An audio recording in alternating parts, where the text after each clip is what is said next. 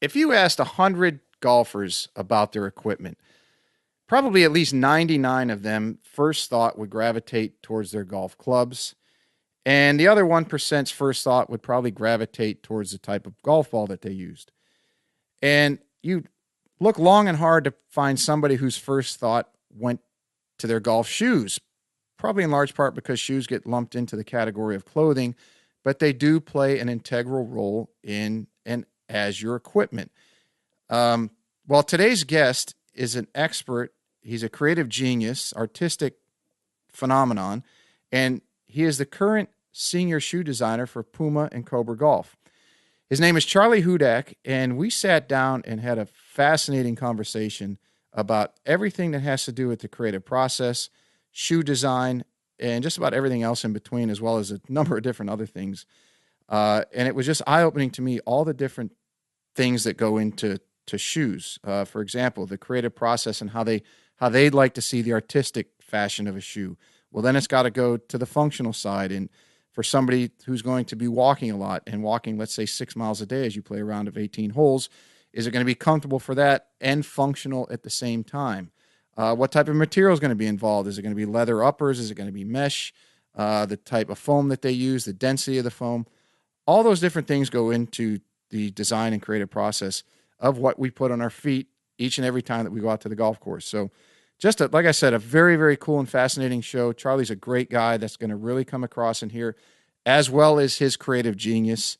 And I think you're really, really going to enjoy what he has to say. So as always, give a big, big, warm Golf 360 welcome to my guest today, senior shoe designer for Puma Cobra Golf, Mr. Charley Hudak.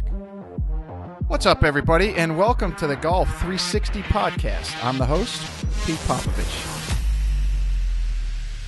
So you may be asking yourself, what is Golf 360? And Golf 360 is a show that was designed to introduce you to people associated with the game of golf to help you improve not only at your game, but also your life. Almost all of our guests are from within the industry in some way, shape, or form, but some of the guests we have are from outside the industry, and it mainly revolves around the business world with a few others scattered in here and there. Now, all of the guests that we have a few things in common. One, they all were highly successful and accomplished in their field. Two, each has something to pass along that will help you in your game and your life. And three, they were all more than willing to give back by passing along the things that they use to help them in their career, and even some of the mistakes that they made so that others don't make them in their journey.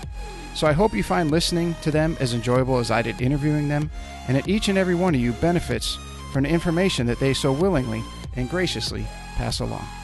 Hey everybody, I want to give a big shout out to a new sponsor of the Golf 360 podcast, and that's Affinity Wealth Management Group. We all work exceptionally hard for our money, and none of us can afford to let that fall into the dark abyss of the big box financial service firms and their jack of all trades and master of none mantra, which basically means you become a number within a cookie cutter model that's also often accompanied by massive fees. Your future deserves more than average returns and little attention. At Affinity Wealth Management, they ensure that your financial goals receive highly individualized, tailored attention from experts, not just advisors, who are in the industry to be great and not average.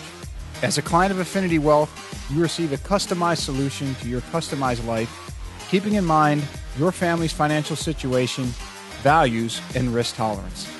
Call Affinity Wealth today for a no-cost consultation with one of their experts at 724-754-8200. Again, that's 724-754-8200. Or you can also check them out on the web at www.affinitywealthmg.com. That's AFFINITYWEALTHMG.com. This podcast is brought to you in part by Just Thrive Probiotic. You may be surprised to learn that your digestive system is the key to creating and maintaining the quality of your physical, mental, and emotional health, and it's one of the body's most essential systems. That's why the majority of nutritionists today highly recommend probiotics as an indispensable nutritional supplement. As a discriminating consumer, you've probably been searching for a probiotic that is proven, potent, and effective, and you found it. Just Thrive is your best choice for maintaining a healthy lifestyle. Just Thrive probiotic captures the power of hundreds of thousands of years of nature's design with a specialized bacillus strain formulation that guarantees survivability through the stomach and upper digestive system. Supports optimum gut health, digestive health, immune health, and delivers antioxidants. Great for adults, kids, and the whole family. Use promo code GOLF360 at www.thriveprobiotic.com for 10% off your order. All right, we're live at the Hudak residence with Mr. Charley Hudak. Thank you for coming on the show. Thanks for having me. Hey, I got to ask you before we get, so here's a hat. Every guest gets a hat. You can pick what color you want. Nice. So you're a design guy. Give me your professional opinion of the logo. And maybe I'll give you a little backstory. Yeah, give me a backstory. So the top part of it, the golf ball part, that's a GP, and it's Golf Paradigm. So that's my golf school. And so I had always had theories that, look, it's not, if you're going to teach golf, it's not just golf instruction. It's not just the mechanics of the swing, that there's so many aspects that are involved in something. And you can use it in any discipline or any industry. I had always had that opinion. And so I had studied the body well in advance of biomechanics, like today being the big thing. Got very deep into club fitting and neurophysiology. Psychological aspect on intellectual styles and how people learn, creative, analytical, audio, visual, all that stuff. Because how you're going to teach somebody, you have to be able to relate it in a language that they can comprehend, right? And then the last one was the integration. So which of those recipes do you need or which of those ingredients in the recipe does someone need at any given particular time in order to advance, like we were talking earlier, 1 + 1 = 4 to get faster and rapid advancement. So, and I had a somewhat of a background in martial arts. So the yin and the yang was the balance. So that's what I was going to... Right. So the overall circle of the logo is golf in general. And then the G and the P are the two equal parts of, you have to practice and train at certain things, but you also have to be able to utilize them and play, because so many people, especially in this area, they retire, I'm going to play golf every day, and they do, and they get worse, and they can't figure it out. So that was the yin and yang, and then the 5 elements were the swing mechanics, club fitting, mental side, training and fitness, and then the integration. So that was the background behind the top portion of the golf school, and then I took that and said, okay, the podcast is going to be Golf 360. I don't want to pigeonhole myself with just either instructors, teachers, coaches, that thing. So I'm like, okay, 360. So anything that's associated with golf. So I've had on Fortune 50 CEOs, Marine colonels, distillery owners. They all have a connection to golf in some way, shape, or form. But that's where the 360 comes from. No, I mean, it's nice. I mean, immediately I was thinking about the yin and yang when I first saw it. And did you design it, or did... I had the idea. I drew it on a piece of paper, and I used to teach the guy who is the art director for Playboy. Oh, wow. For I don't know how long. I think he worked at Playboy for 40 years. Wow. I mean, our lessons were more of him telling me stories, things that happened in the 70s, 60s, 70s, and 80s. And I called him up one day, and I said, Tom, I'm going to email you. I said, I have this idea for a logo. I'm going to email it to you. Can you do something for me? The next day, he sent something very similar back. It was just the pieces were a little thicker, and I said, can you just change this? And he said, yeah. I didn't know anything about Publisher or any design tools. So he goes, look, it literally took me 5 minutes to put that together. Yeah. Well, I mean, it's nice. I mean, it makes sense to me, and I like your 5 stages, like the 5 stages of complete holistic approach to golf, because I think I mean, with any sport, I mean, it's not just one facet that that you need to understand and grasp, and I think just biomechanics in general, I think it's like muscle memory. If you start to master them, it's like that. What is it? 10,000 hours or 20,000 to become an expert. Yeah, to become an expert. I mean, it's just training your body on how to do things, and what we were talking about earlier about just ways to enhance your performance. I mean, yeah. I mean, but I like I would just say overall. I mean, this obviously I like kind of that tonal approach. I like this one. It's yours. Yeah, that's what you get. Sick. Take it. I appreciate it. They're nice. Thanks for coming on. It's going to be fun. No, I appreciate you for having me. Before we came on, we were talking about ice baths, and you're a Wim Hof fan, and we found out I am too. And what was the catalyst for you to get into that? I mean, honestly, I think my brother Chris introduced me to it originally, but I was always interested in just, getting to optimal health. Like, I think initially, like, and I was living in New York City, and I was hanging out with people that were in a similar vein. Especially, one of my friends was a bartender, but at the same time, he was very much into just biohacking and getting like peak performance. And he was like 50, and he was just shredded, and very knowledgeable about like not only the diet, exercise, sleep, breathing, like all of it, yoga. He was very much, I think he replaced his addictions with from alcohol and drugs. Well, you rechannel that focus and addiction, put it into something else. And he's now, I think he's, to give him a plug, his name was George, and he was a bartender at one of the local places I used to go to, but he was going to read a book called From Free-Based to Plant-Based. And that was like his book idea. And that was going to be the title, and we kind of ribbed him. I was like, that's a long title. We might want to shorten that up. But yeah, I just been interested in as I get older, just trying to find ways to improve my condition and improve just like my daily experiences, I think. And just trying new things. Like I think like testing boundaries and like pushing yourself to limits that at one time when I first started doing the hydrotherapy,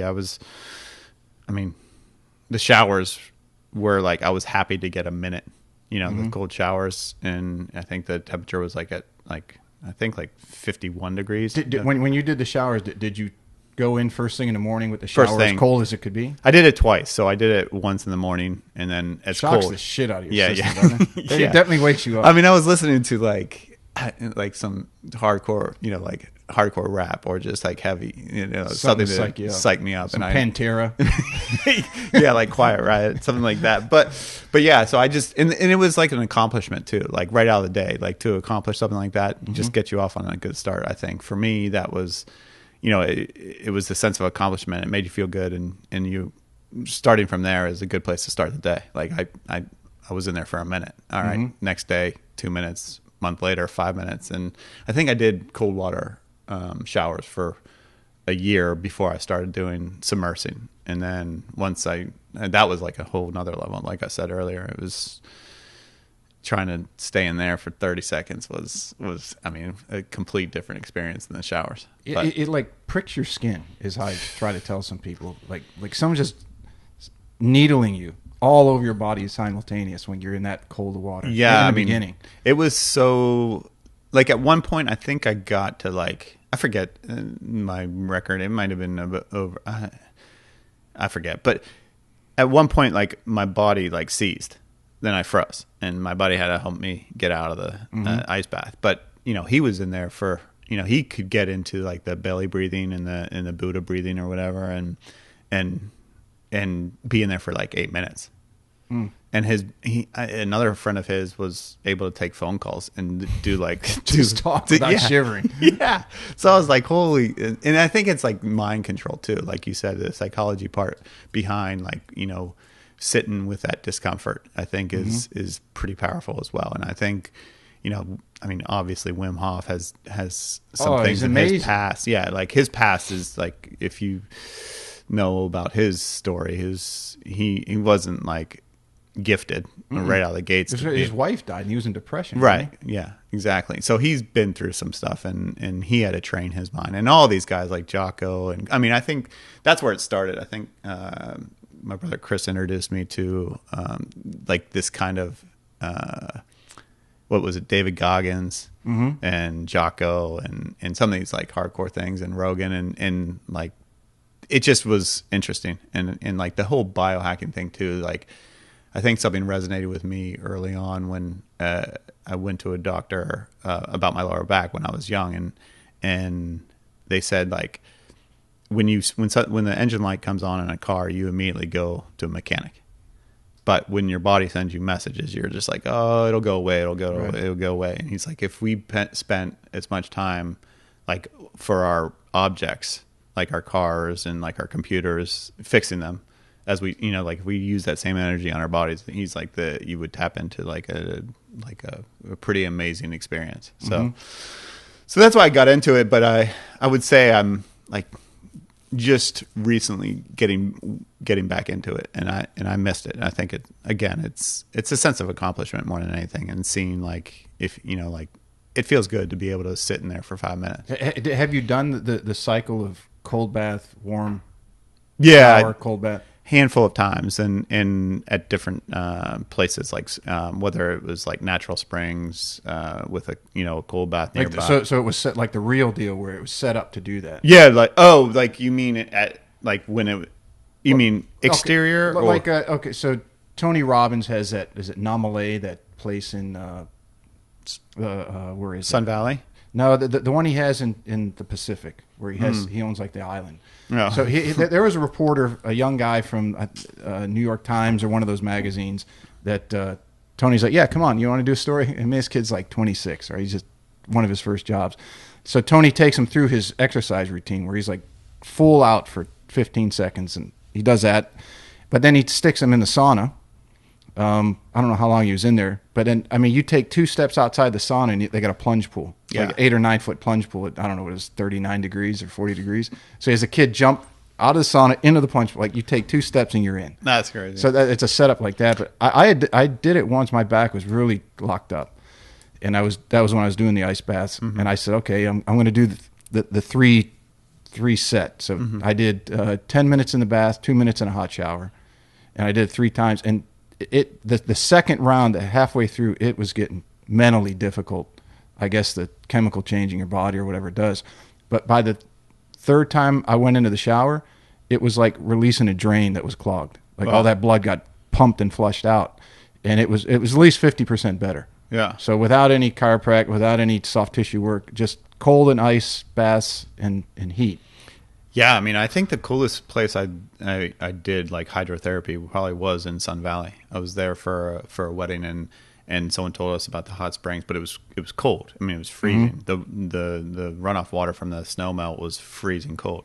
But there was a place where you could sit where it was warm because there was thermal Steam, yeah. And so I was the only one of the group there that actually went into the stream that was freezing, and it was freezing cold. And there was ice nearby, but like that was like the closest I've come to what you're talking about, like the Tony Robbins. But I've like at certain spas, I've done like the cold dip, the sauna, the steam, the circuit or whatever. But I would say like for the one thing that one of the guys that actually went on one of the Wim Hof seminars that I was friends with out in San Diego, he was a big proponent of letting your body warm you back up. And in California, that's cool, but like in other places, like it's good to get into either a hot tub or a sauna or a steam or something after that. Because I mean, yesterday I did one, and I was cold. I was walking on the beach, and I was cold for the rest of the night until I got a hot shower. Inner chill. Yeah, I was freezing. So, but I mean, ultimately, it's just like I like exploring like new things and trying new things, like.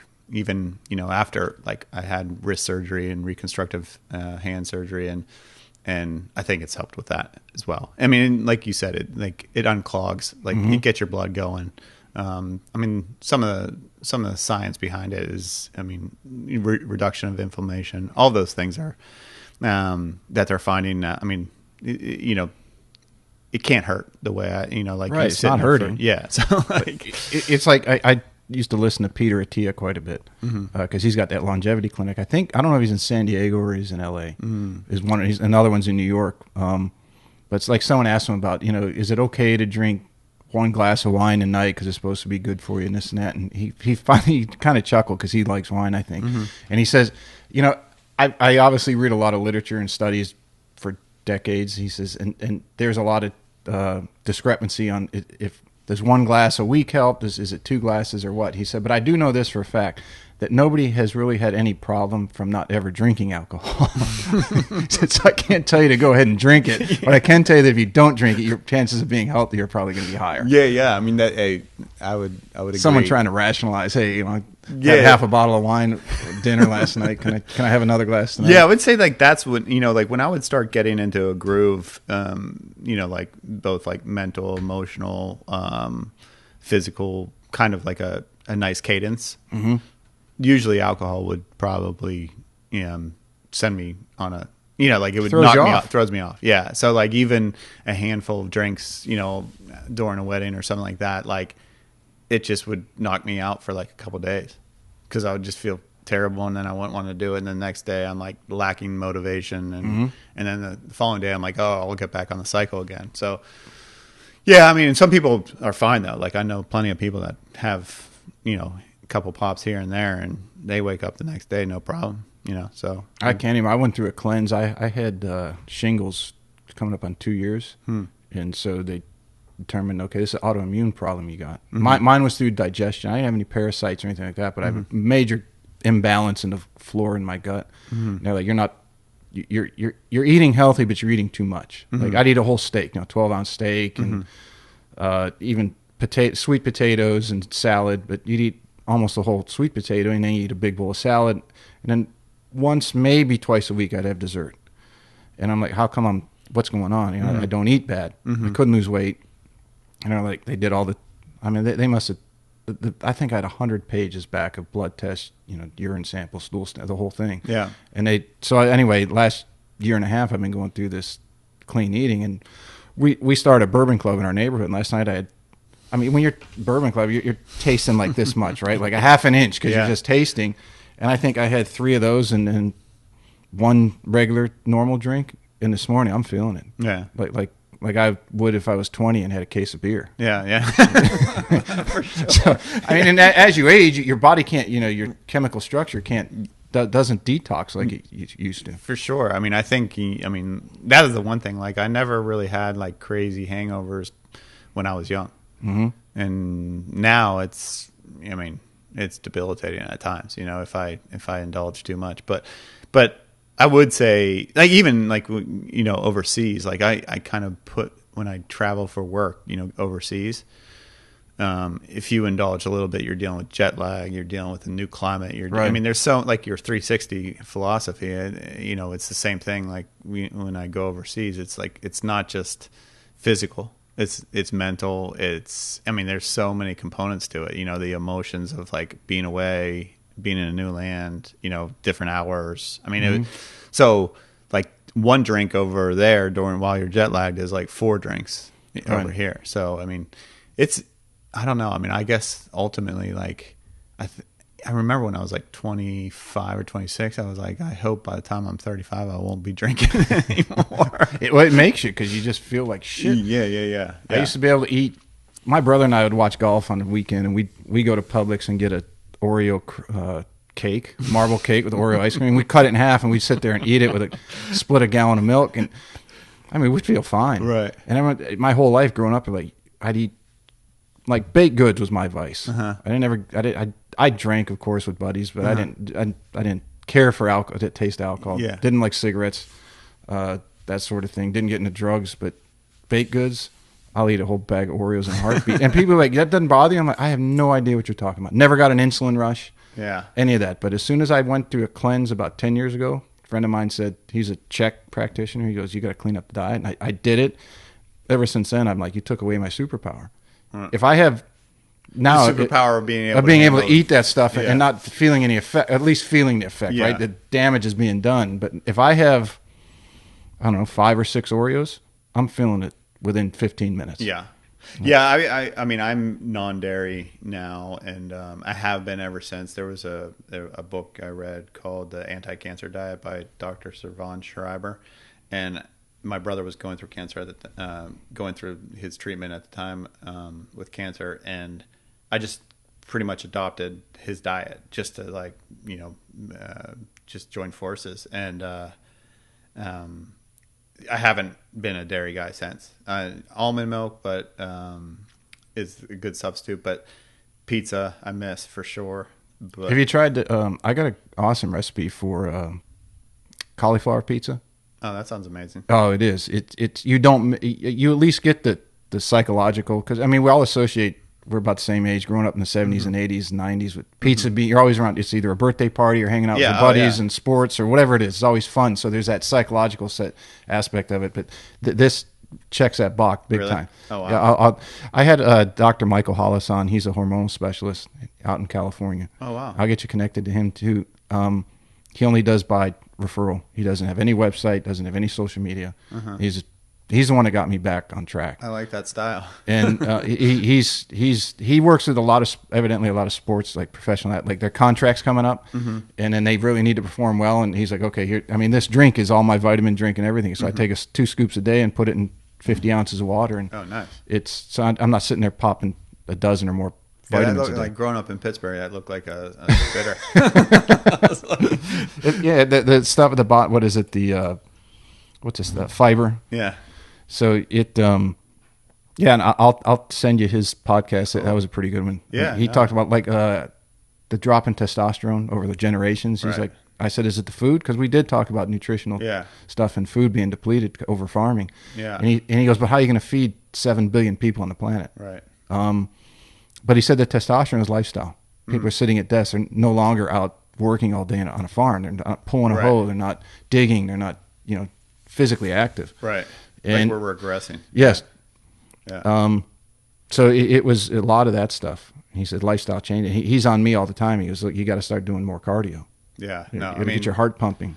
for sure. I mean, I'm at a desk and a computer nonstop. I need to get those blue light glasses. I have a stand up desk, and I've been trying to do, and like it's hard because you can move it up and down, obviously, and so you kind of get in the habit of sitting. But standing, I think, and for me too, like just drawing and sketching and stuff like that, like it's a lot easier while you're I had the sitting. GOTA guys on yesterday, and we were talking about that before we came on. Their theories on inside ankle bone high and the angles of everything, but they're big onto I hope I say it right, Sousa chairs, like a meditation chair. So where you're sitting. I think my sister has one. So it's like you can be out like that, like you're split. Yeah, so you're basically kneeling, and then your feet are behind you, and then like we talked about, the ankle and the heel are away from the center line, the toes are in. Yeah. Sitting like we were meant to sit, or you can even pull one knee up while one's behind you, and you can change position. Meditation chairs, I guess, is the same thing. So I'm kind of checking that out because I'm at a desk like you most of the day, Right. and I've had my challenges with back stuff. So if I can do anything to keep the hip flexors opened up and not tightened up, hamstrings not from locking up. Yeah, I watched a video about specifically about like the evolution of the body and as it relates to the feet and footwear and stuff like that. And obviously there's a lot of different trends that have the book Born to Run and barefoot running and like what's best, and obviously you have a lot of exposure to that as well. But the interesting piece that like I think I was drawn to is that like we were like predatory animals. Like we hunted by I guess it was like not a war of attrition, but we were able to go long distances. Yeah, we have endurance where animal prey have sprint ability. And we sweat. We sweat, and they usually release their heat through their mouth, Panting, yeah. right? As opposed to us being able to sweat and release our heat throughout our body. But either which way, it was interesting to me because I think I was told a story one time that like we were like if we were chasing a deer, we could chase it over time, eventually exhaust them. And like we could eventually just close their nose and Right. and They're kind of laying there, and it just doesn't take much effort. So I mean, I think like realistically, we probably should be on our feet way more than we are present day. Mm-hmm. I don't know the science necessarily behind it, so this is just kind of anecdotal. But I would think that I mean, we're at this point through evolution, we're upright, and so the problems probably are more associated to sitting in bad posture than anything. Because when you're standing, I mean, the posture kind of kind of figures itself out. But yeah, I mean, it's a I mean, even just working in footwear, like having had the opportunity to work with different people, and athletes and doctors and surgeons, and even taking a biomedical engineering course in college, like it's I mean, it's endless, right? I mean, the amount especially because they're finding new things all the time. Yeah, I mean, like I forget what I mean, it's 26 bones, right? I mean, I think in the foot. there's like just in your arch alone, there's like 4 layers of fascia. Like all of and I worked with one doctor. He told me I had him come and speak to a class at the University of Cincinnati, and he said, it's a footwear class. He's like, most footwear cause problems for my field. He's like, I don't come across many shoes that solve problems. So I was like, I was like, don't say that to the class, but I get it, because you have, I mean, just the way the shoes are built. They're built on a static foot form. It's a last, and you go from there, and it's not an active, it's not an active moving part. So, what do you think of those 5-finger shoes that were pretty big for training for a long time? I mean, full disclosure, I mean, I wore those because I had back issues. And I used to work at a retail store and cement floors, and I started wearing those Vibram 5-fingers. I tried everything. I tried every kind of footwear under the sun to help with my back. And I don't know if, I don't really know the science necessarily like well enough to attribute anything. It could have been any number of things, but it may have just corrected itself. But those 5 fingers, I started wearing those, and I noticed that it's like kind of like, I believe in, if you strengthen your feet, it will help.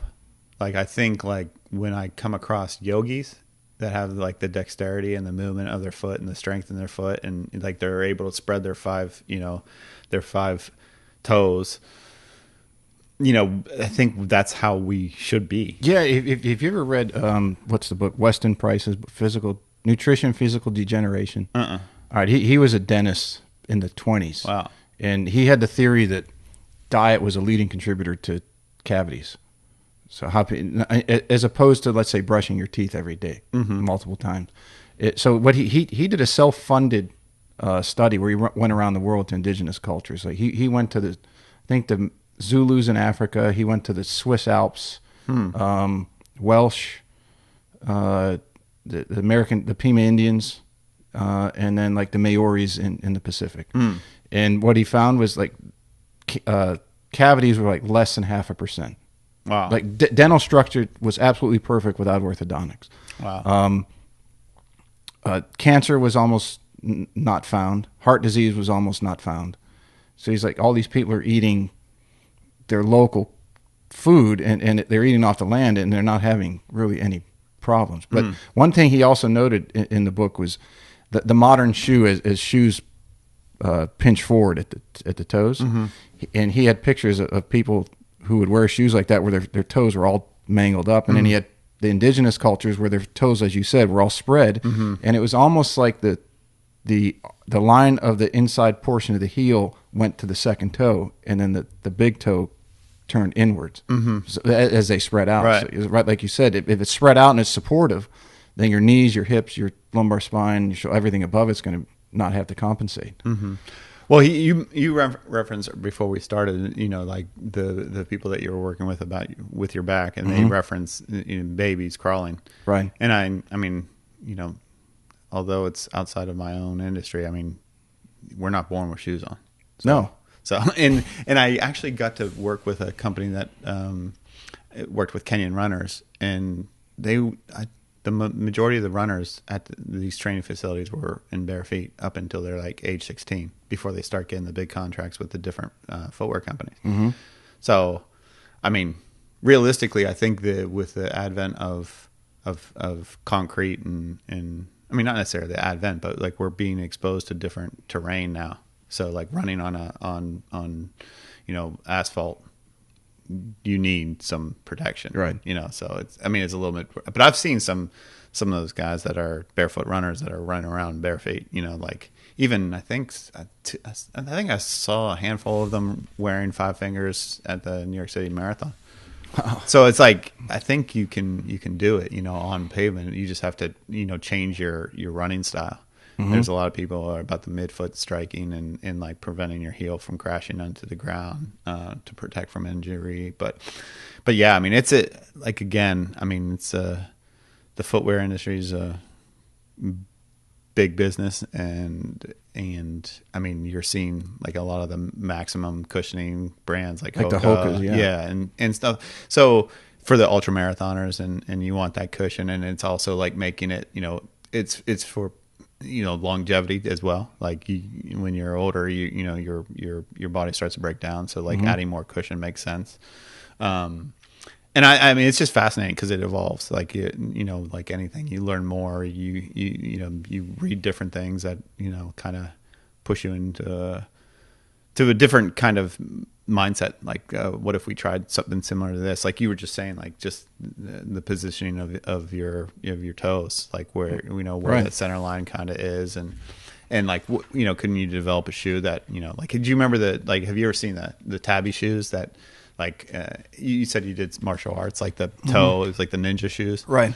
And is that better, and like will that improve performance? And I think it's like interesting when you start working with people that have like an open mind to different kind of, I guess, philosophies or theories behind their builds, because there are there's plenty of shoes that have that tabby style as well. The 5 fingers, obviously. I think I was at Outdoor Retailer in Salt Lake City when they released Vibram released that 5 fingers, and it was the talk of the town. Like everybody, immediately, yeah, like everybody was like, "How did they do that? That's amazing, super cool." Like everybody was like, obviously they're not like the most flattering. They probably people going to give you some weird looks when you wear them, but. I mean, they're pushing the envelope, and they have like these theories of like that is going to help. And I think actually I was like an early adopter on that and on the 5 fingers. And I think on the box, there was like instructions. There was like caution. They're like, do not go full board. Yeah, Start off walking. Walk like 10 minutes. Yeah, exactly. Or I think it was wear them around the house.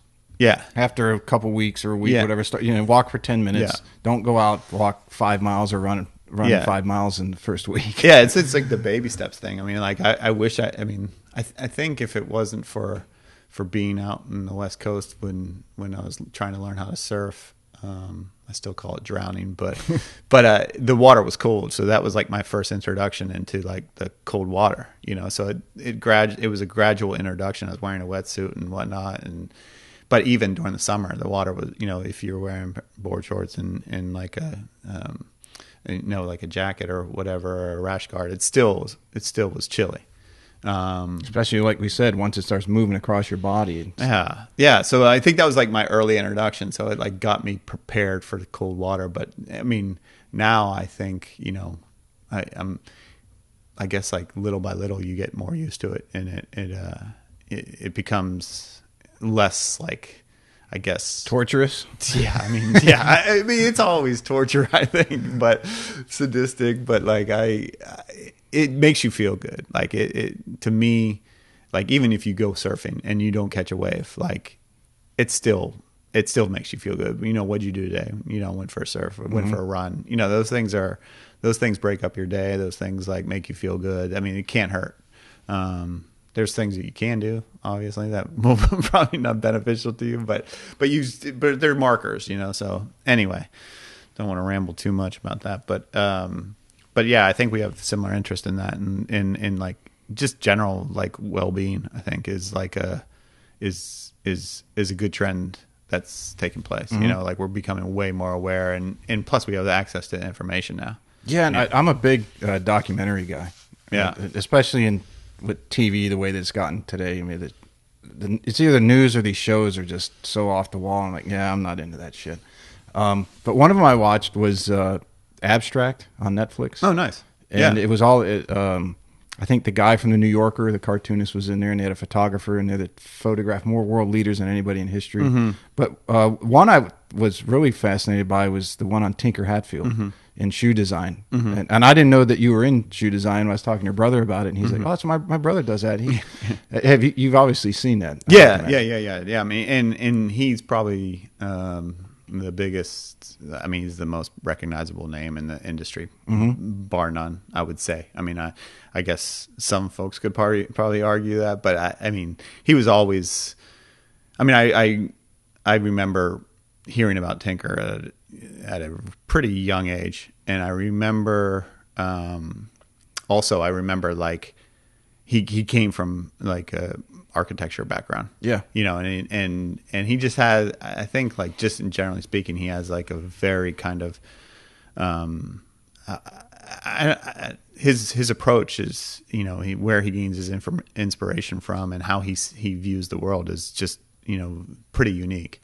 And I mean, obviously he's, someone that like I studied and paid attention to and watched tons of interviews and abstract as well, and so, yeah, he's the top echelon. I think he's the GOAT.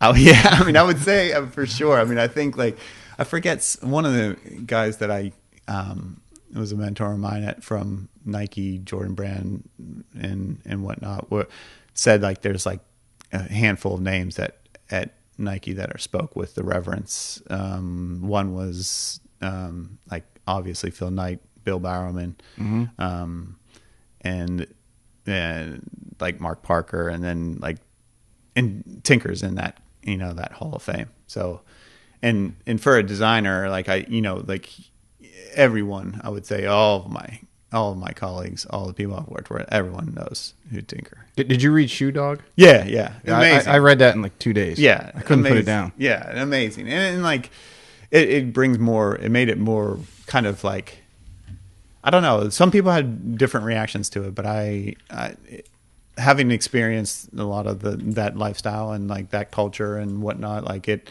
really resonated with me, and it actually like was super inspirational. And it also gave me like a more like real life, it made Nike more realistic to me. You think of it like the multi-billion-dollar, juggernaut, and I don't think many people realize, and that was like, I've had some pretty well-known people on the podcast, and one of the things wasn't, if there's any knock on the show, it's that, okay, well, I don't have time to listen to a multi-hour show. And my response is, well, one, the people I get on are exceptionally good at what they do. And to say that we've got to do this in an hour or less, there's no way. It's not fair. Yeah. You can't even scratch the surface. Yeah, right. And then, because if you get off on a tangent, if you start talking about something, I'm not going to interrupt you and say, oh, well, we only got a couple more minutes for this section. We got to move to the next one.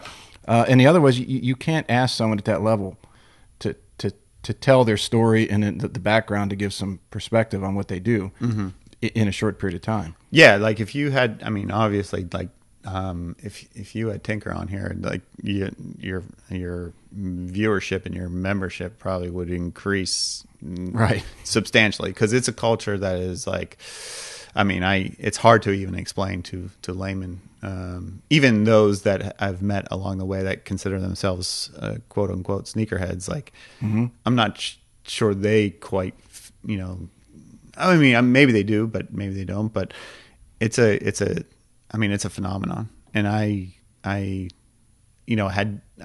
got introduced to it from sports.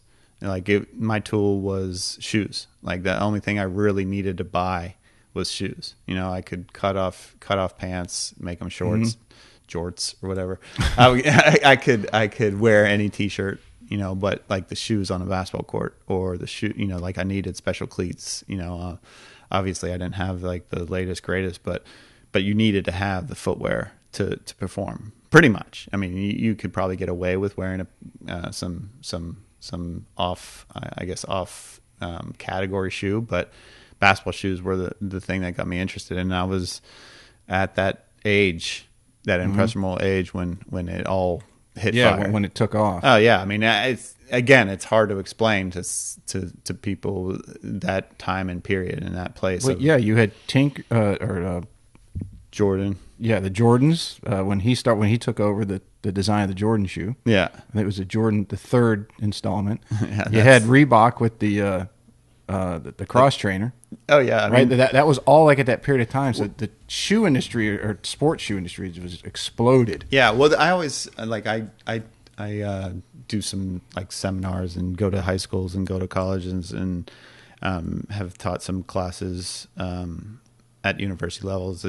And talking about that time period, I said it was like the perfect storm of sports marketing. So you had like all of a sudden you had ESPN being 24 hours. So you had sports 24 hours. You're exposed First to that. time. Yeah. And then you had the Olympics on American soil. So in 1984 in LA. So it was like boom. And some of the athletes that were performing in that Olympics were very, very much part of the marketing as well. And then you had these footwear companies that were, and Jordan. Like Jordan was that piece that was like, it's game over. Like, like what happened there? It was, like I said, I mean, it was out of, I remember living in Pittsburgh. We didn't have an NBA team, still don't, but The Pittsburgh Pisces. yeah. But I remember that Jordan and the Bulls came to town for a preseason game with the Utah Jazz. So it was Karl Malone and John Stockton versus Jordan, and there was a line around the Civic Arena. I mean, this is it might have been 86, 84, 85, something like that. But it was like Beatlemania almost. I mean, you had people waiting, and then after the game, there was this huge, massive congregation of people, and I was like, "What is going on over there?" And my dad was like, "We're not messing with that. Get in the car." And it was Jordan coming out of the locker room, to get on the bus. But yeah, I mean, it was the perfect storm of like all of that taking place, like sports marketing, the Olympics, and Jordan. And it was just like, in those shoes. I mean, and in the three, I have like that was. I think I wrote Tinker actually a letter when I was like first going back to school for industrial design. I think I wrote him a letter just telling him that the three kind of was super sentimental to me, because that, like, my older brother Chris, who I referenced earlier about introducing me to the biohackers or the badasses, he got a pair of Jordan 3s for his confirmation.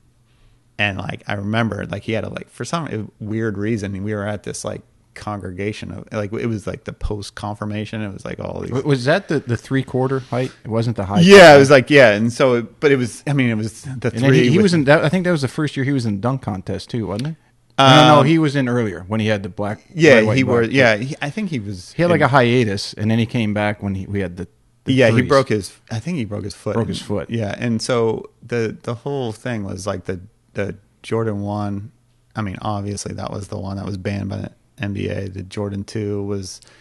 I mean, I love the Jordan 2, and then the Jordan 3 was, like I said, when my brother opened that box from his confirmation sponsor, I was like, that was like, that's when I was like, that's when it turned to the next level. That kind of what got you into, or at least lit the spark. You lit the spark, but I had no idea. Like, I just thought they showed up. Like, I didn't know that there was people that designed shoes at that time. Like, I didn't know who. There's no comprehension. It was just like we went to Foot Locker, and you like, whoa, those are cool. Like, and I didn't think that people actually built them.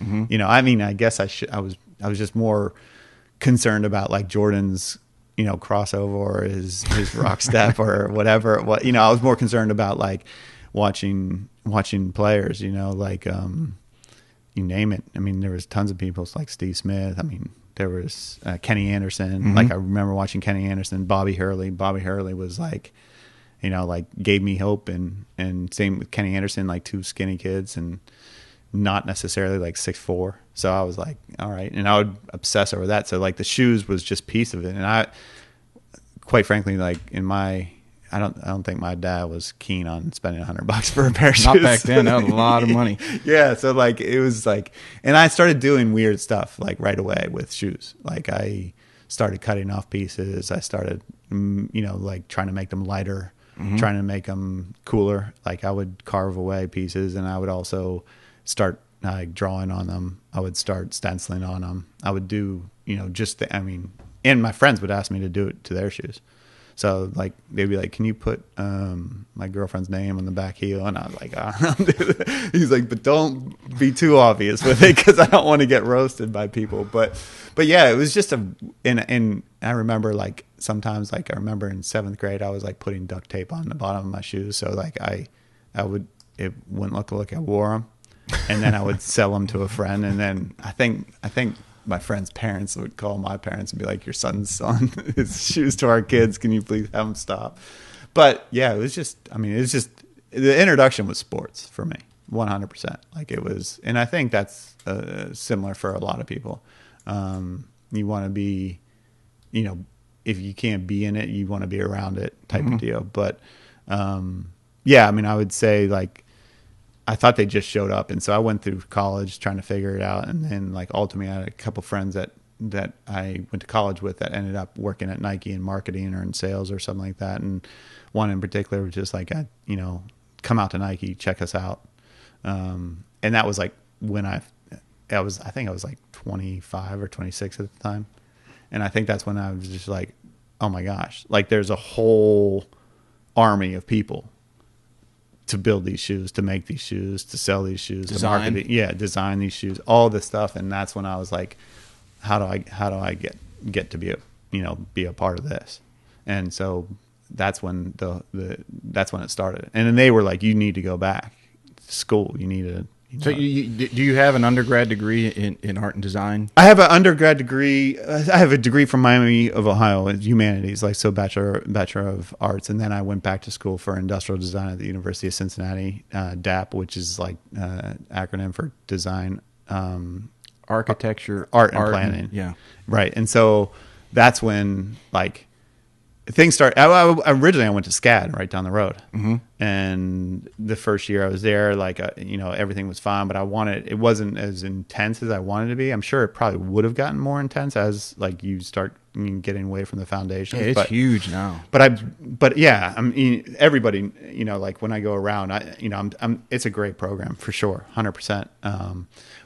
But when I was going around to look, I was trying to find an internship during the summer. And when I was going around to the different companies, like I was just knocking on doors, like old school, like, and they would be like, "Oh, you should talk to so-and-so." And pretty much everyone that they were having me talk to was from the University of Cincinnati. Somehow there was like some sort of University of Cincinnati. And I was like, do I really have to go back to Ohio for another 5 years? But I reached out to a couple of people at the University of Cincinnati. Dale Murray was one of the professors there, and I took him out. I took him out to lunch, and I was like, "You got to let me in." And he's like, "Your grades aren't in undergrad aren't good enough." And I was like, "Man, I'll do whatever it takes," And so he was one of those guys that was a mentor of mine, and he essentially like convinced the university to allow me in. And that set me off on the trajectory, and it just, then I started doing internships at different places and really focusing on footwear, and now like a couple 10 years down the road that here I am. But where did you when you graduated from there, you went right into the shoe design industry? Yeah, so I would say I started doing internships in 2007. 2006, 2007. First one was in Portland, Oregon. And so I was out in Portland, Oregon, which is like a hotbed, and for footwear. And yeah, I started getting exposed to people, at Adidas, got exposed to people at Nike, got exposed to people at Keen, obviously. That's where my internship was. And I mean, the whole city it's like the Silicon Valley of shoes. Right. Yeah. So, I mean, it was a great opportunity right out of the gates. And then I got the opportunity to work at K-Swiss, and then Under Armour, and then Reebok. And then my senior thesis was originally like, we were supposed to, my degree is in industrial design. So we were ultimately supposed to build a product that we would, design, build, and then ultimately like kind of market and then present, at the final critique. And I decided to do like a more of an experiential and like kind of a social design course, and I basically was using footwear design to be part of a STEM program at a local high school. And so that was my senior thesis. It was called TREAD, like teaching responsibility and empowerment to aspiring designers. So I was using footwear design at a local inner city high school, and using that to teach them about science, technology, engineering, art, and math. Get him in, like you saw your brother's shoes, light that fire for some of these kids who normally wouldn't be introduced to it. Yeah, exactly. And then in like, it was like the response was unreal. Like it was, I mean, I didn't expect it to turn into what it did, but I mean, I had people from the Wall Street Journal calling. I had, we had an article in Inc. magazine. They did a small little short little blurb about it in Slam magazine. PFSK, like website, like a creative website that advertising and whatnot, did a story about it. I'm spacing about there was another magazine that did a story on it as well. I'm spacing on the name, but it just was, I mean, the amount of exposure that it had was also, it was amazing. But, people were like championing it and really wanting it to move forward, and like, hey, like I had opportunities to take it to other schools and like had people reaching out.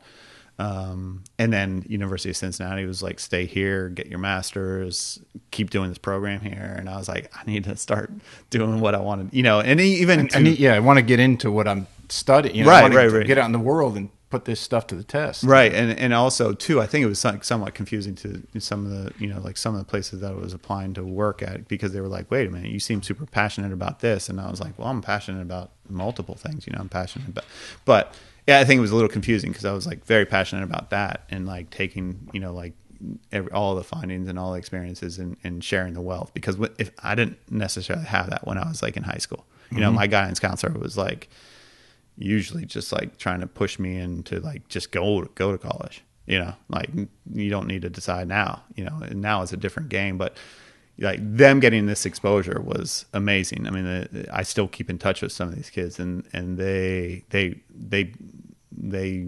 talk about it as being a life changer for them. And it was pretty cool. It was pretty cool. But I was like, at the same time, like people were reaching out and saying like, you need to keep doing this, we should keep doing this. And I had two partners, Jens and Vanessa, and they were like, we should keep trying to do this. And I was like, I need to get some experience, because like realistically, I wasn't like a quote unquote footwear designer yet. I was doing internships and co-ops and whatnot, but that led me to my first job. My first job was footwear right out of was it for DC Shoes, out in Huntington Beach, California. And I was doing skate shoes, and I was kind of like like a fish out of water, because I didn't grow up in action sports. I didn't snowboard. I didn't surf. I mean, there's nowhere to surf in Pittsburgh. Right. And there might be now. I don't know. Maybe they have like a river or something that has a nice little ripple. But I wasn't exposed to it. And skateboarding was like, I mean, realistically, like the kids that were skateboarding in my neighborhood were like the kids that were also getting into trouble that my parents didn't want me to be around. So it was kind of like, if I hung out with them, or if I wanted to get into skateboarding, that was like going to be my crew. And that they just preferred. No, you're not going down that path. Yeah, there was a couple of characters. I mean, I'm sure there was plenty out there that, but there was just like those people that you'd see at a park. They were, smoking cigarettes and right. The trouble was searching them out. Yeah. And little shiny bottles. So it was like, but yeah, so my sports were like just soccer and basketball and swimming and like just, track and field and whatnot. But and golf, like golf was, that's how we just met. And my brother is probably the only one in my family that really took to it. We all were indoctrinated into it, and my dad was pretty much like, it was on every Saturday, Sunday, and we played junior golf and learned the rules, learned the etiquette, decent swing, know the basics, but it wasn't until I took the job when I saw it's funny because when I first saw the job open up at Puma, it was like 5 years ago. And I was like, I remember wanting it 5 years ago, or maybe it was 6 years ago. I forget. But then it reopened, and I knew the designer before me. Mm-hmm. So I was like, when it reopened again, when he decided to move to Boston and work in the Boston office, the position came open, and I think I applied the first time, and then 4 years later, 5 years later, I applied again. And it was kind of just a way to pay tribute to my dad. Like he probably looking down and being like, damn, he's designing golf shoes. Yeah. That's pretty cool. And I remember when he dropped me off at SCAD, like to go apply to the school. I mean, he was like, you sure you want to do this for the next 5? And I was like, yep. He's like, can you make a living designing shoes? And I was like, I think so. We'll see. But just then there was an article that my mom clipped out of I think it was the New York Times or something, and it was about Tinker. And they showed his house or something. And it was like, I mean, it was laid out. And, right. I was like, Dad, I think he's doing okay. Yeah, this guy's doing okay. So, but I mean, obviously it's Tinker. I mean, people reference him by his first name. Yeah, when Shaq, Tinker, Tiger, right. MJ. Yeah, Jordan. I mean, if you use certain Prince, people, Prince. If you're using just one, Oprah, the list goes. Right. So if it ever gets to the point, maybe I need Tinker's a cool name as well. Like, so, but yeah, I mean, it just has led me. I mean, I've been pretty fortunate ever since. Like, I've had a pretty fortunate life overall, but yeah, I mean, I'm obsessed. Like, I wish I almost wasn't as obsessed as I am. And like talking to someone like yourself who knows so much about biomechanics and the body and like, different things to improve performance. Like, that's ultimately like what I'm super passionate about. Like, if there was an opportunity to like design a shoe that can actually enhance performance and improve performance, like, there's nothing better. I'm working on a theory right now. After talking, I told you we had the Coach Gill from Godon, and we were talking about how the feet should be, the arches stay supported with the ankle bone being higher. So I just started playing around with putting basically a door stopper under my trail heel, so my right heel, so that my foot doesn't roll inwards and collapse. So it actually works forward. It's like he says, the gyroscope, your foot moves forward and then it goes up, so that there's not as much. If the right knee doesn't kick in towards the ball or cave in too much, now that whole right hip complex, lumbar spine, and right shoulder stay supported, and it rotates, and then you get the right lateral bend. But at least that foundation isn't collapsing. And I when we scheduled to come on, I'm like, God, I gotta run this by Charley, because I don't know how you could do it in a shoe. I mean, you build the arch to a certain point, but then when does it become a training aid and not a piece of equipment? I think like, no pun intended, but I think tinkering around with things and like doing the research and like exploring the findings and like working with people that are experts in their field, or like a someone in BME, like someone who can has force plates, or Right. I went to that facility over in Sea Pines and saw all the equipment. Tim stuff, right? And all yeah, that. and it's like, man, this is like it turns it into quantifiable data, So like, I might call him out because he has the stable of players of very, very high level players that we could take just that simple door stopper from Home Depot that's $5 and say, okay, I mean, we're not going to have these kids hit 100 balls. Okay, we're going to video your swing without it, and then we're going to video your swing with it and see if there's any difference in the trail side and how it's working, and then where the pressure's going. Right. And then show it to you and say, okay, here's what we found. There is a big difference. How does that translate into a shoe? Right. Yeah. And I think like working with like, it's a scientific method. Essentially, you have a theory and you test your theory to see if it produces results, and the results that you're looking for it to produce. I mean, I don't think, if you would have said, it's probably similar to what Hoka, like that maximum cushioning, midsole, like it's a theory someone had to improve someone's performance. I believe, or yeah, usually anything that's taken off like that usually solves a problem for a lot of people. Right. Else it would never get viral like it has, Yeah. for today's language. Yeah, and the early adopters, are your best promoters. Like if you have someone who has a great experience with a barefoot running shoe, they talk about it like it changed their life. Like you're gonna give it a shot, and they're the greatest advertising too, because it's like, hey, here's a real life person. This isn't just an advertisement on TV. This is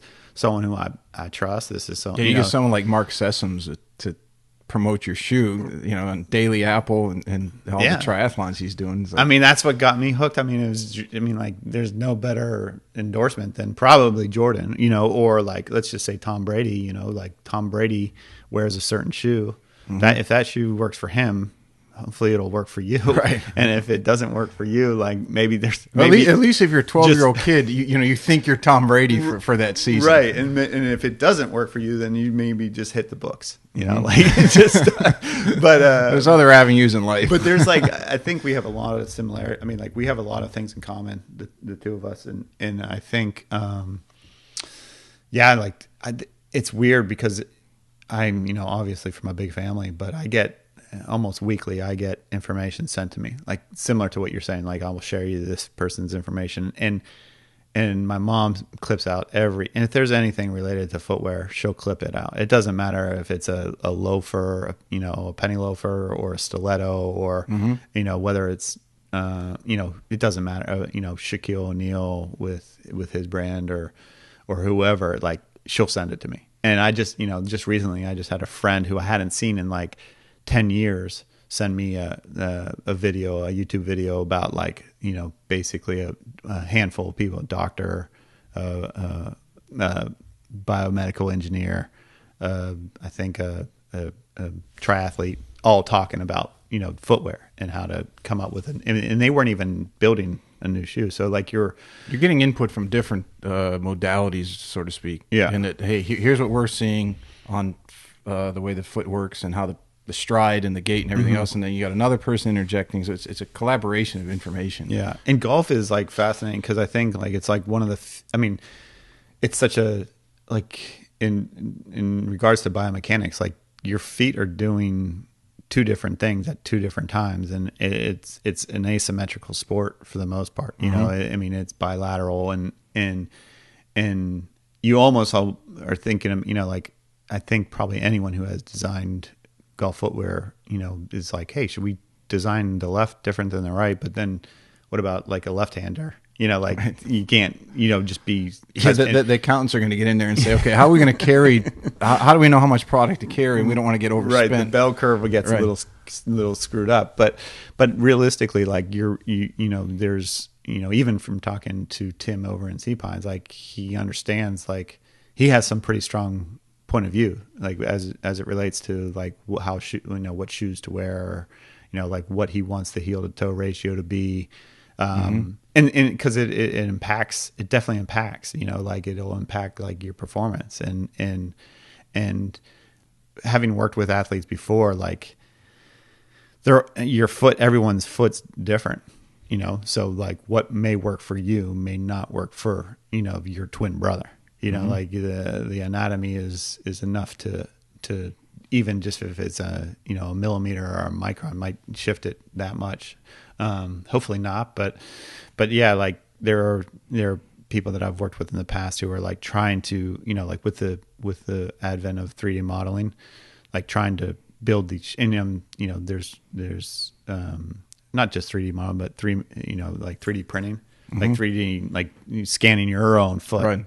And like building off of your foot, like your foot becomes the last, and you build a shoe specifically.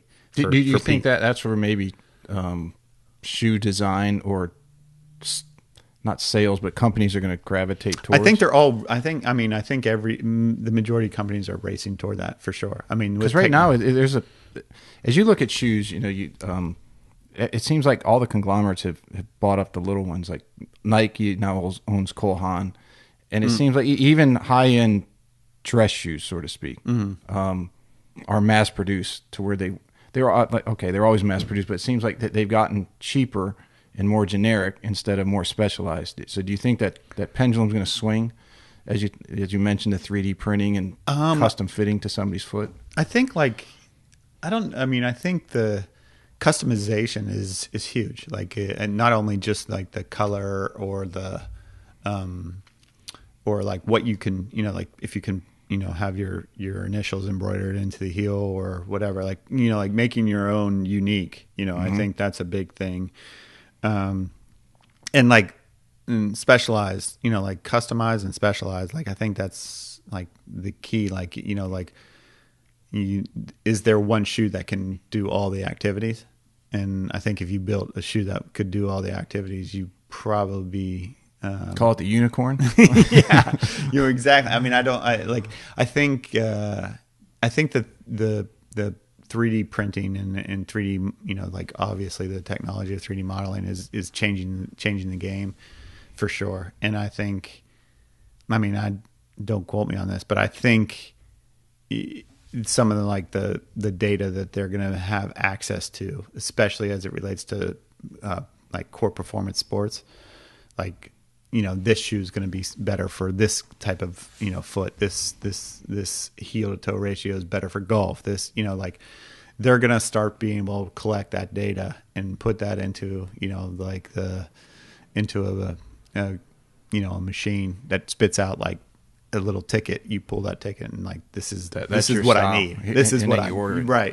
And I'm not sure. I mean, it's just me like, thinking, but yeah, I think we have so much information at our disposal now. And I think in the last, as it's become mainstream, I would say the last 5 to 10 years of the amount of data that's been captured, and now the mountain of information, and as science has become such an overused word, I think in the country for certain, in every industry, golf in particular, people are gravitating. With TrackMan and Flight Scope and pressure plates, but it's like, okay, how do you differentiate between what somebody needs? Like you said, you can have a twin brother, twin sister, and they're going to need something slightly different. Because if you try to apply what the so-called science says, if you don't know how the science differentiates per individual, you could wreak havoc on somebody's physical game, their body, or Yeah, like for sure. I've and even with all these amounts of data, the conclusion, well, everybody's different. Like, yeah, well, we knew that 50 years ago before we had 10 years ago before we had all this data. Right. But being able to find out where you silo somebody based off of how they measure out for anything that you're doing, whether it's a shoe fit, a shoe design, a golf swing. I think that's where things seem to be. To me, that seems like that's the next thing. Yeah. Is how do you differentiate between all this data and how to apply it to someone to make them exponentially better in whatever they're trying to do. Yeah, and I think if you find that, you'll be building, crack the code. Yeah, you'll be building multiple houses in multiple places.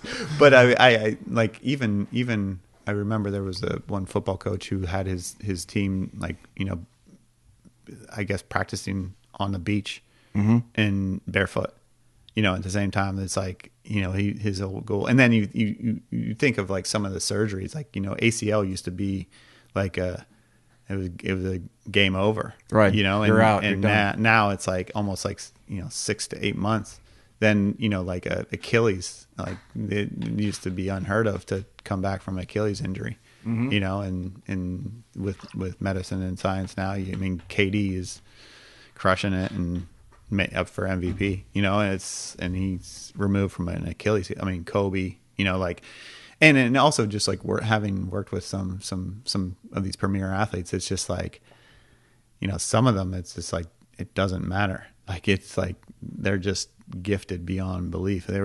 I'll send you the link to it, but one of my favorite, like, YouTube videos about footwear is like there's a review of like a Jordan or a LeBron or a KD. It was something, but like for them, like those small little tweaks matter. But for like the kid, when you're playing at the 80 some games a year, you're playing 4 nights a week. Yeah, Yeah, I mean, I got exposed to some of that, like at the NBA level too, like working with Lance Stevenson and like seeing like his orthotic and like his feed and like some of the things that he's been through, like watching his gait and like, you know, can I really affect change? You know, like we built this shoe, but ultimately he has an orthotic that he places in. So it's like build a specified last and to his specifics and his spec and realistically, like he takes the sock liner out and puts his own in, you know, so it's like,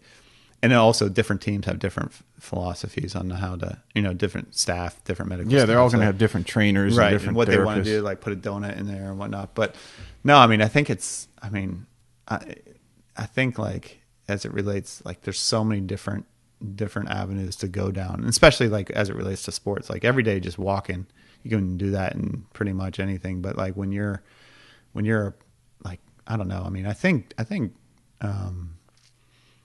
like when you're that big of an athlete, like, you know, someone like Tiger, like Ricky, Gary Woodland, I mean, getting to work with those guys, and Bryson, like Brian, Bryson's like signed. I mean, they're all like very. Well, Tiger kind of did that with that shoe that he's been wearing since he had his knee surgery. Right? Yeah, I think he had like some input on the design, and I'm sure that somebody out in Oregon, they're checking pressure plates. And oh yeah. I mean, I got to go down into. I mean, same with that Puma. Like, you know, some of the facilities and some of the you know, like they're working with consultants in the medical field and biomechanics, MIT. You know, you have the opportunity to get the exposure to like the best of the best. You know, even when I was working at smaller companies or startups, like you'll still get emails from people like, you know, that holy smokes, you Google them and they're like, you know, a doctor that has performed surgery on this guy who's, you know, won a gold glove or, you know, whatever it may be. And it's because you're, you know, like it's an opportunity. Like it's amazing. Like the industry has like so many like different facets, like the foams, the plastics, like all, you know, like the leathers. How do you keep up on all that stuff? I mean, it's evolving daily. So, I mean, it's hard, but like usually, I mean, like it's so dialed that you have like material designers, you have like, you know, like textile designers, you have color designers, you have. So you're the lead designer for Puma Golf. Mm-hmm.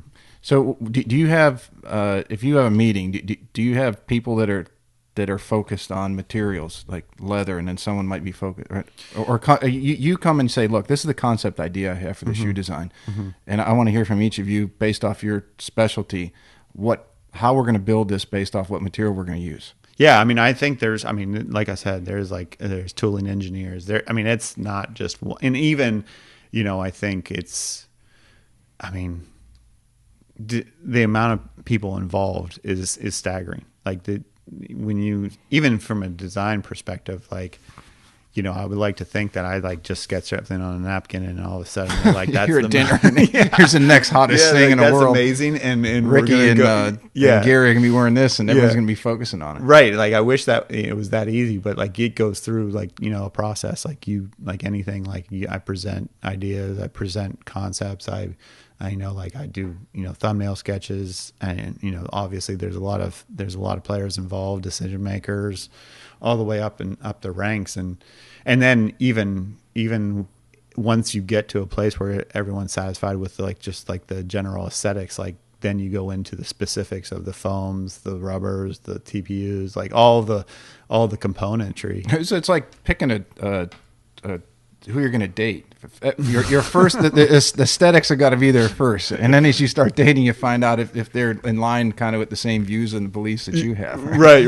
But it's for sure. Like I get the parallel is there has to be the except aesthetic that attraction. The shoe might not be able to say like, hey, you're not good enough for me at that point. But yeah, I mean, I think it's crazy because like, you know, sometimes I'll be like, this idea is amazing. Like, you know, they'd be foolish not to go down this route, but it's, you know, they're like, that's not commercial enough, or, you know, like we don't see that, especially in like golf industry, you know, they're, you know, it's pretty I would say pretty conservative in what's it's changing. It's evolving now. I think with new generation, but like, it's traditional. Saddle. Did you design the shoe that Gary Woodland wore when he won the Open, the red, white, and blue?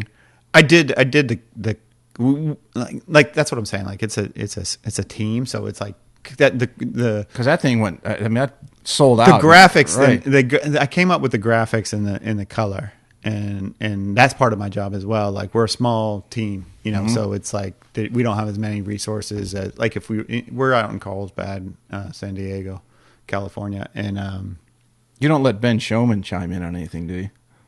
I met Ben a couple times. Like he and my brother are pretty good friends. He's from Michigan, right? Yeah, he went to Ferris State too, and so did I. So oh, no way. He stayed back when this is 12 years ago. He when the RBC was here, he would stay at the house sometimes. No way. That had to be 15 years ago. I mean, I think he had just gotten a job. Cobra didn't have the big budget, as you mentioned, small teams. And we're like, hey, you can stay at the house if you want. Yeah, no, he was super nice. I think I met him in my first week, and obviously our family goes on vacation to Wisconsin, and I've been to northern. I always Michigan. give him shit. You do? He was supposed to come on one of the first shows, and then he had to cancel, and I've been on his ass ever since. Yeah, I mean, I'd welcome more input from anybody, honestly. Like, especially someone like Ben, because he's with those guys. He's out there in the field, and I would welcome any kind of inputs or insights that he has. I just know he's probably super busy doing like his job. But that's why I give him shit. I know he's swamped. Like I tried to get him close to Thanksgiving. I said, look, I know that the tour is basically off. So before you get going again in January, I said, when are you going to come on? Yeah. And because now you're on, do you know Bubba Kruger? Bubba's over FootJoy. He was over the amateur division. I don't know. Now he's kind of a tour rep for them too. But they were pretty good friends because when Cobra and Titleist were together. And then my brother was on, so it's like, hey, show him when you're going to get outclassed by everybody. Well, I don't know him super well. I think I met him my first week when I was there, and he seemed like a super nice guy. And he upbeat and positive, and yeah, I mean, he's with those guys all the time. And I had the chance to meet with these guys on a handful of occasions, and just I mean, like Ricky is dialed as it gets.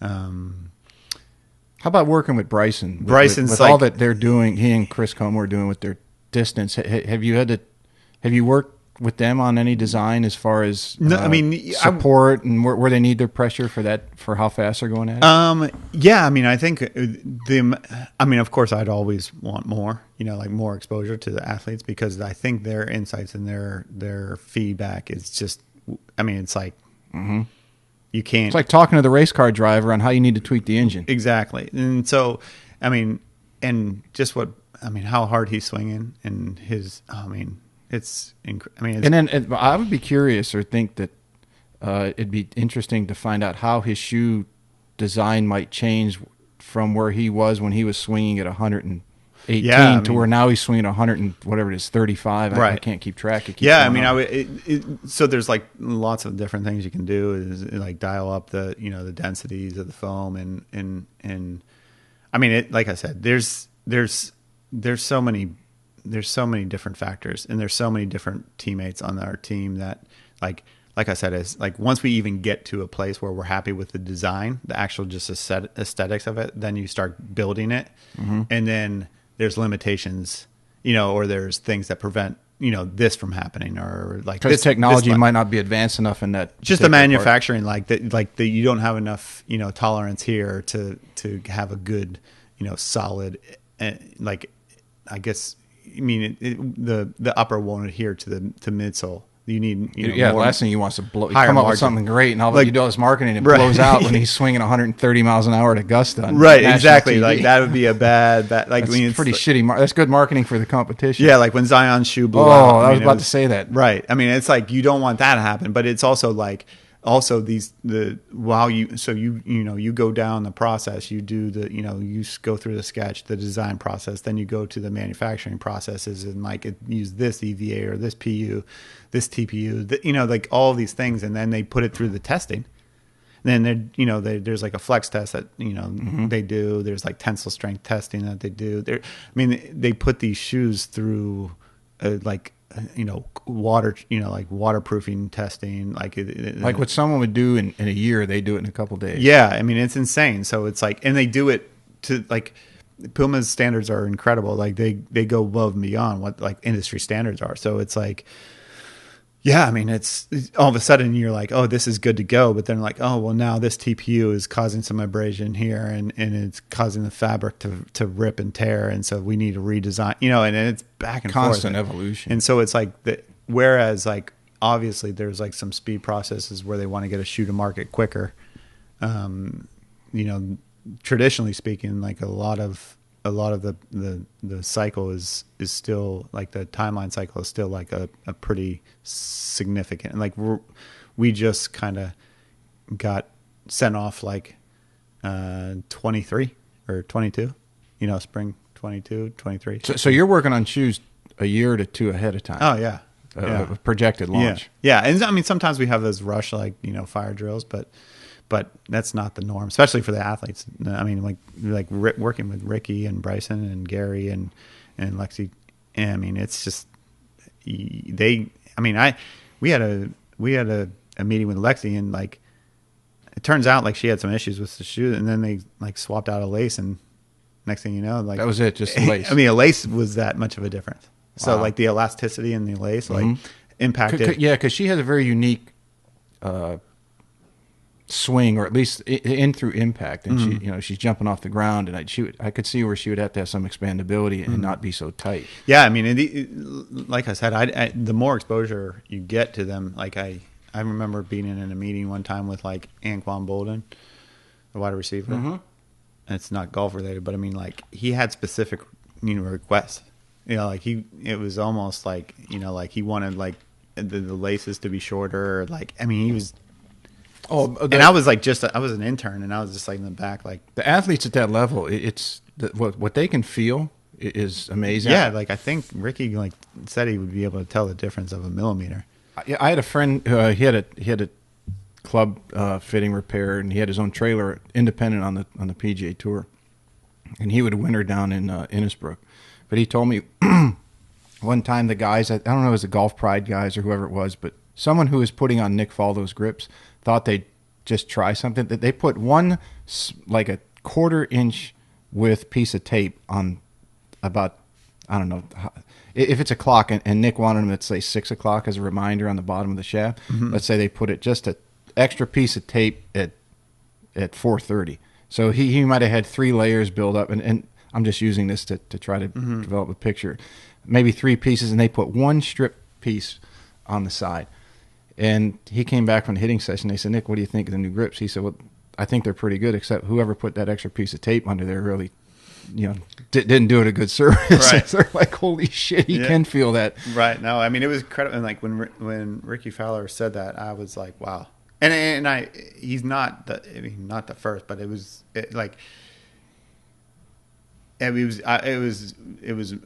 kind of mind blowing. I was like, wow, like this is how acutely aware of all the specific. I mean, these are, I mean, obviously these are next level.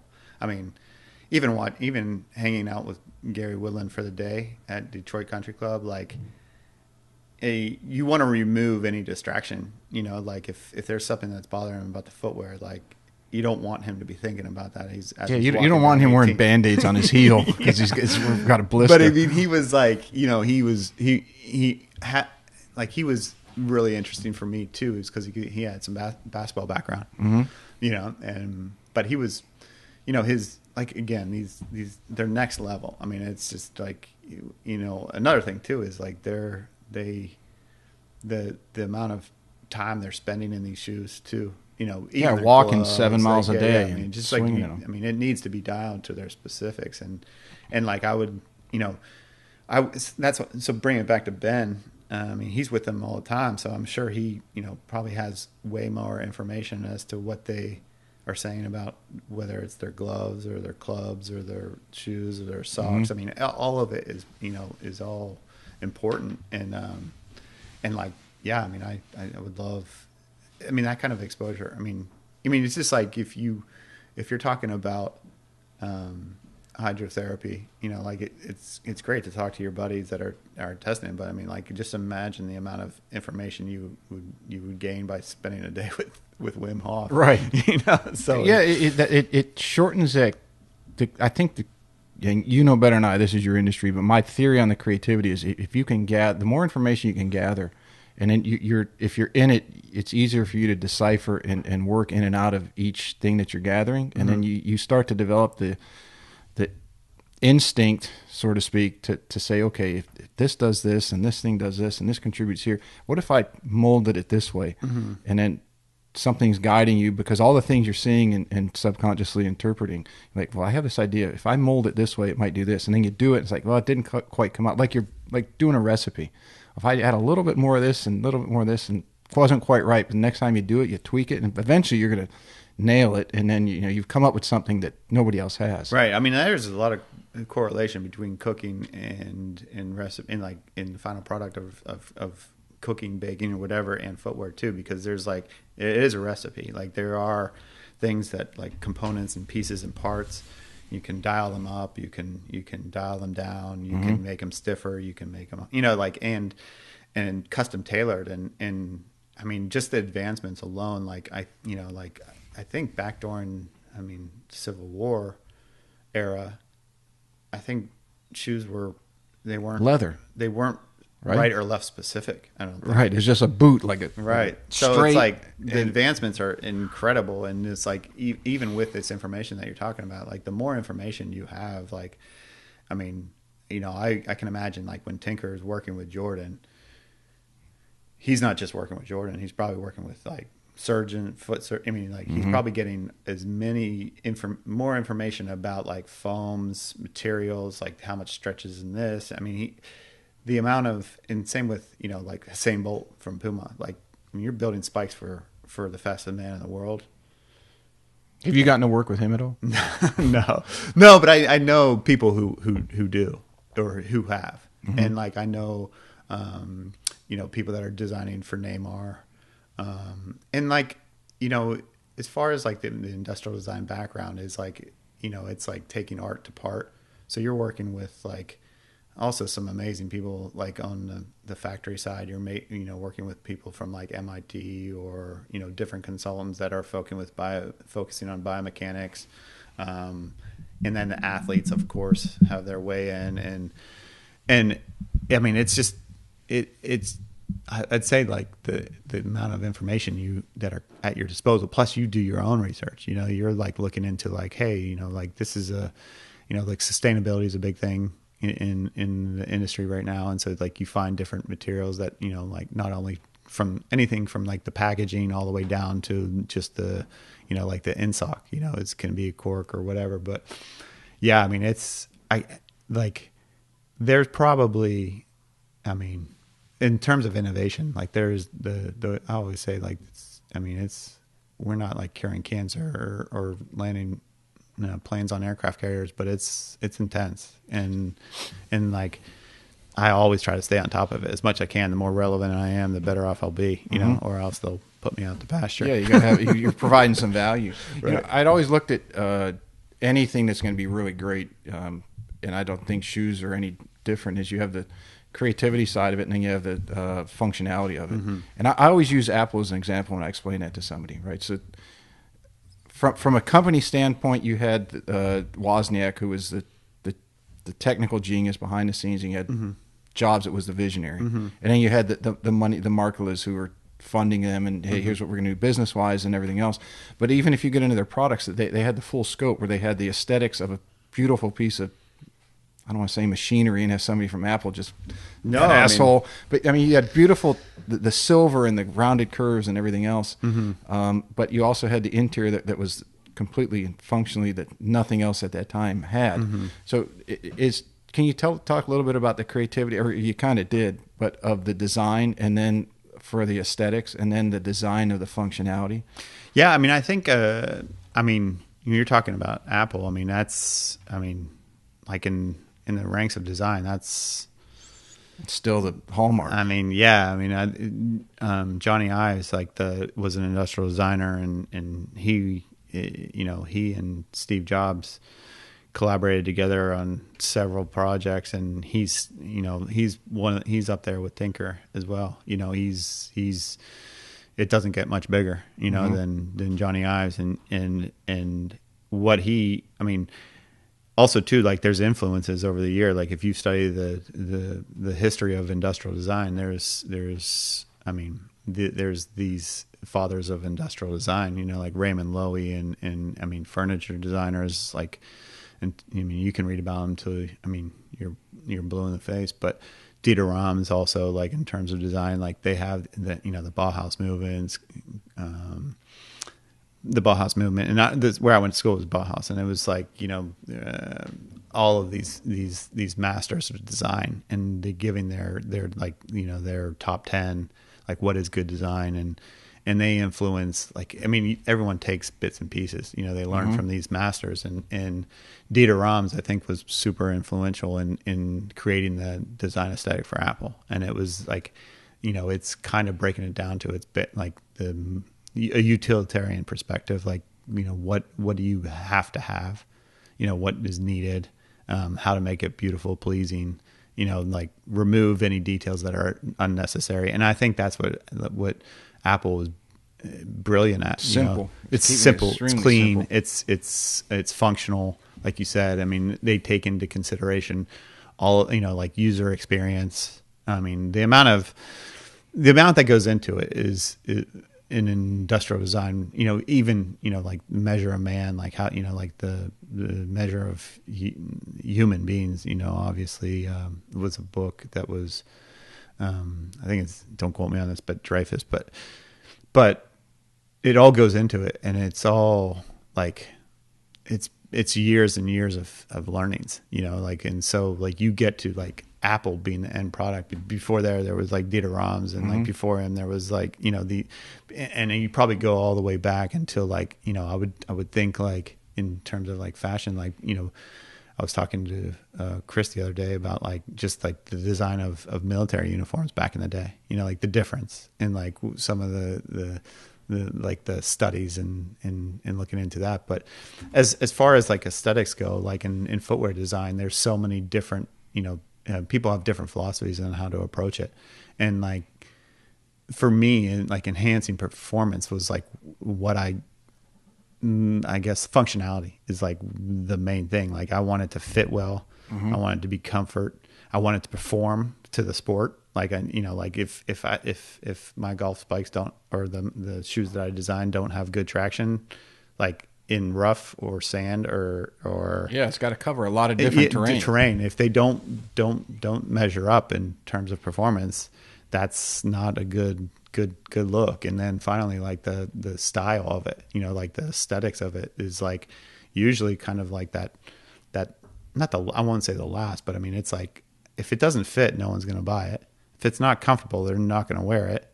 If it doesn't perform, they're probably only going to give it a couple whirls. Yeah, they'll give it a couple goes, but ultimately, like the style, like, that's super subjective. Like whether they, like some people, like I've been in meetings where some people love the Jordan 4.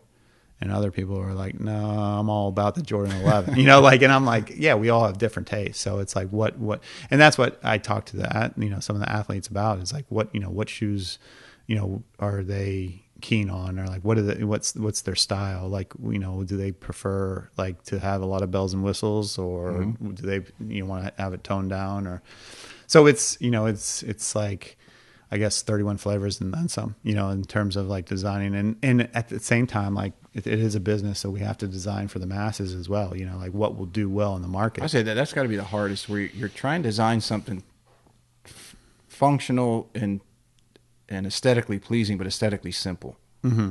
Yeah, the difference is, like of some of the different products that I've designed, in terms of even when I was, first starting out, like understanding the consumer is half the battle.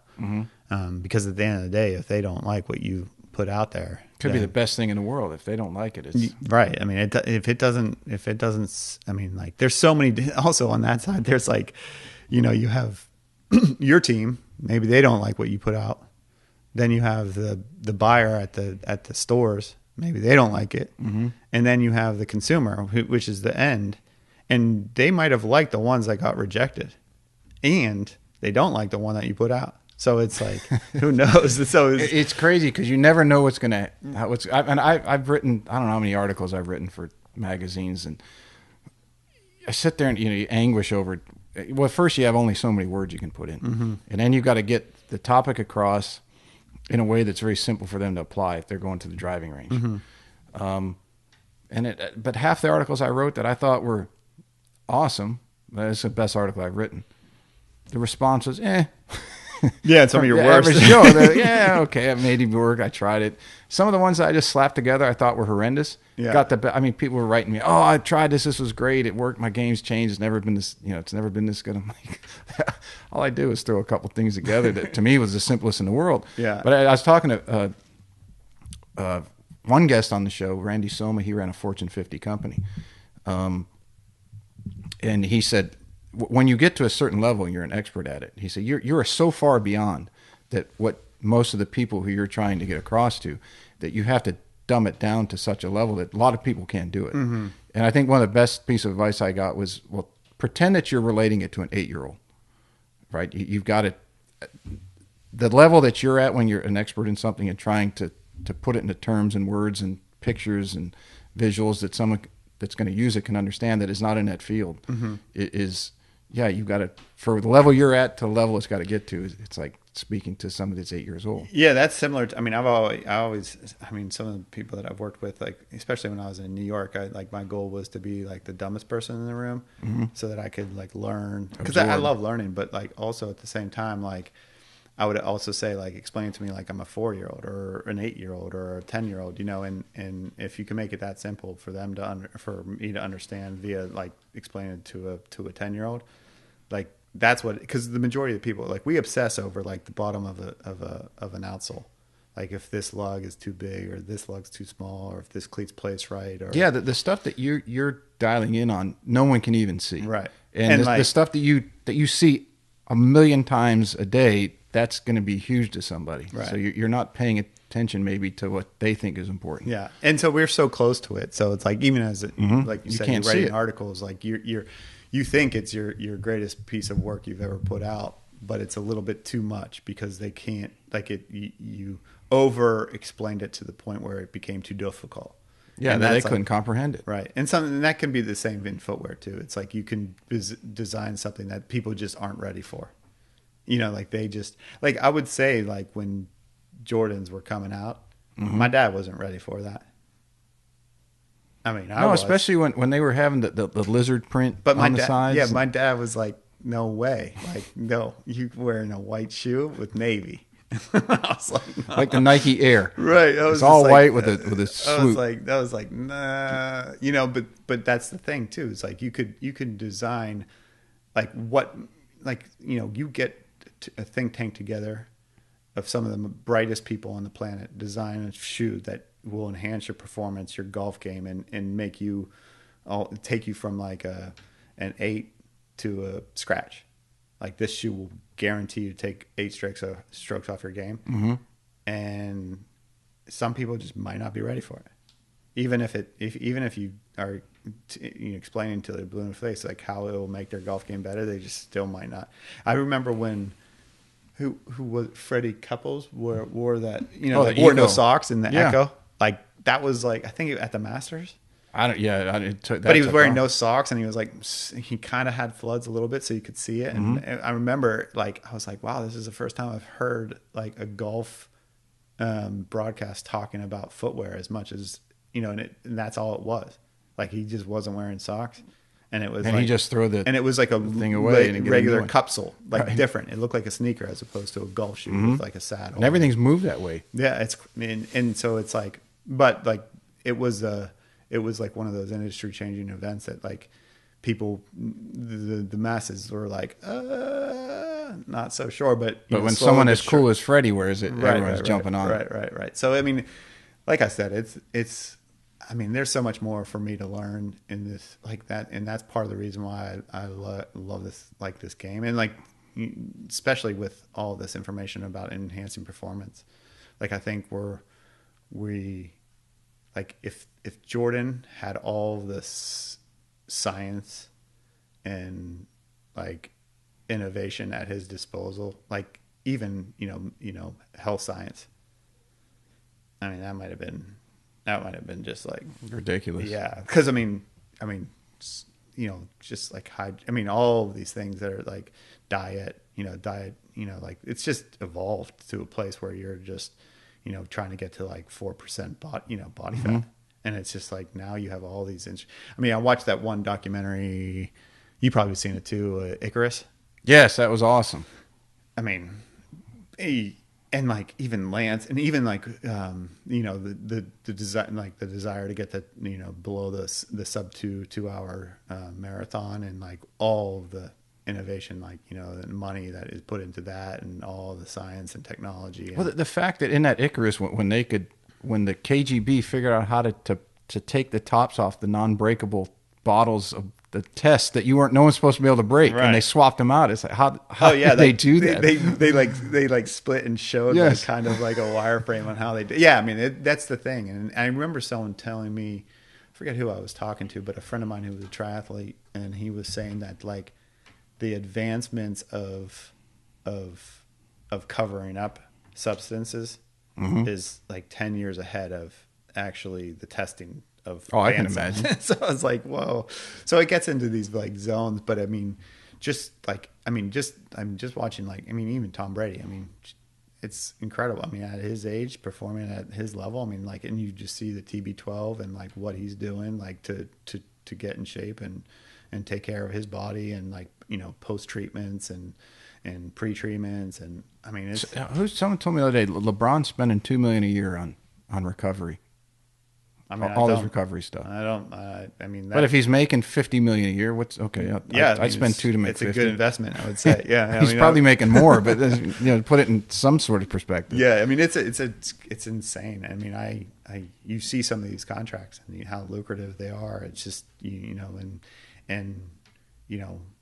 I remember, I think I was before I went back to school, I was like bartending, trying to figure it out and whatnot, and I remember I was in Chicago, and Kirk Heinrich came into the bar, and like he was just, I think it was preseason or something like, but he just came in for like a Miller. I know exactly what he had to drink, so I'll remember it for the rest of my life. But I also asked him like what his pregame ritual was, and he told me his pregame ritual, and I was like, dang, I'm surprised, because I thought it would be like way more like nutritional and science backed, but some of them, we'll eat, McDonald's. Yeah, KFC, whatever, but some are super dialed, but I think like, as you see, like with Brady and Tiger and the amount of effort, even like with Ricky and, Bryson, what Bryson's doing, and what Gary and Ricky and Alexi and all of the athletes that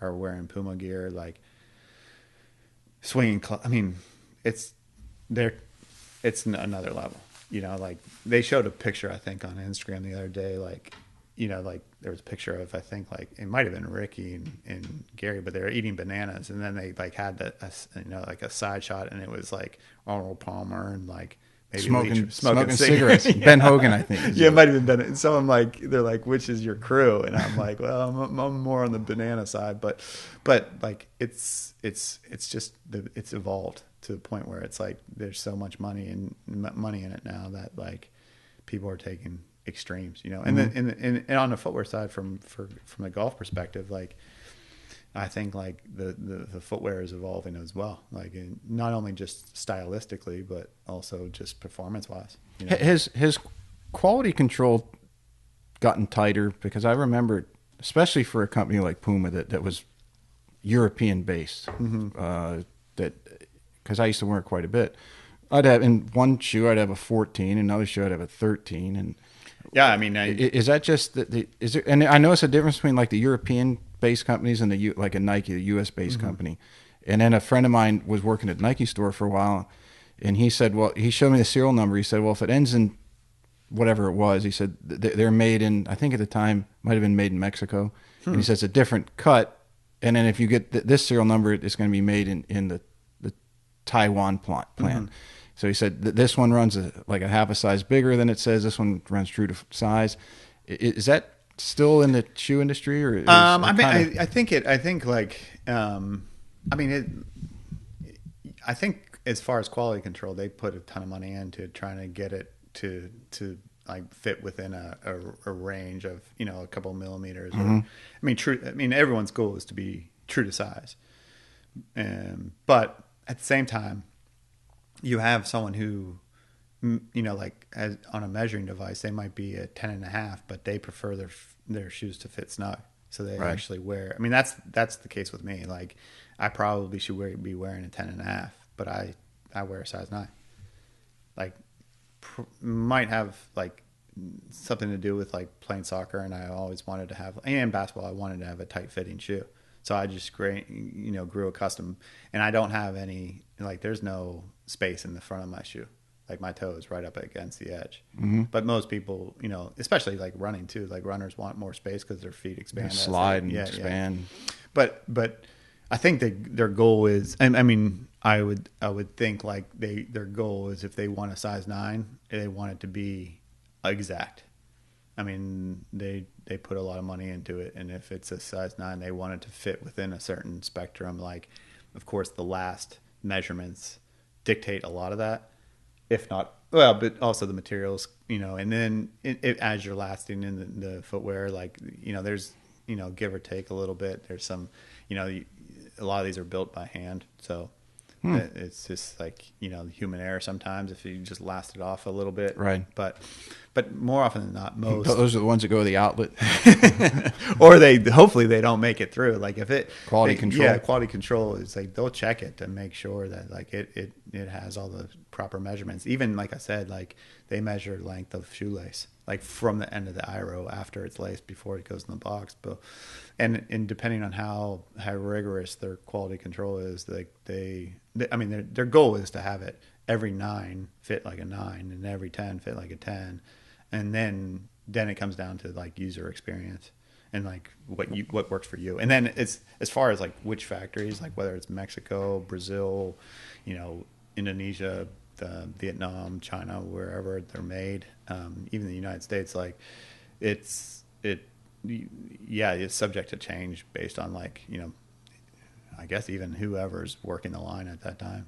When you were studying design, in particular shoes, how much of it evolved around, let's say, the anatomy of the foot, the different type of arches, the difference between the ball of the foot and the toe, and the mm-hmm. length of toe, length of foot, width, the different ratios, and then how that related maybe to somebody's gait pattern? I would say, you know, I guess it's interesting because I was talking to a friend of mine the other night, and he was in industrial design school with me at the University of Cincinnati, and we were talking about the different courses that we took while we were there, and there was one that was like you build furniture.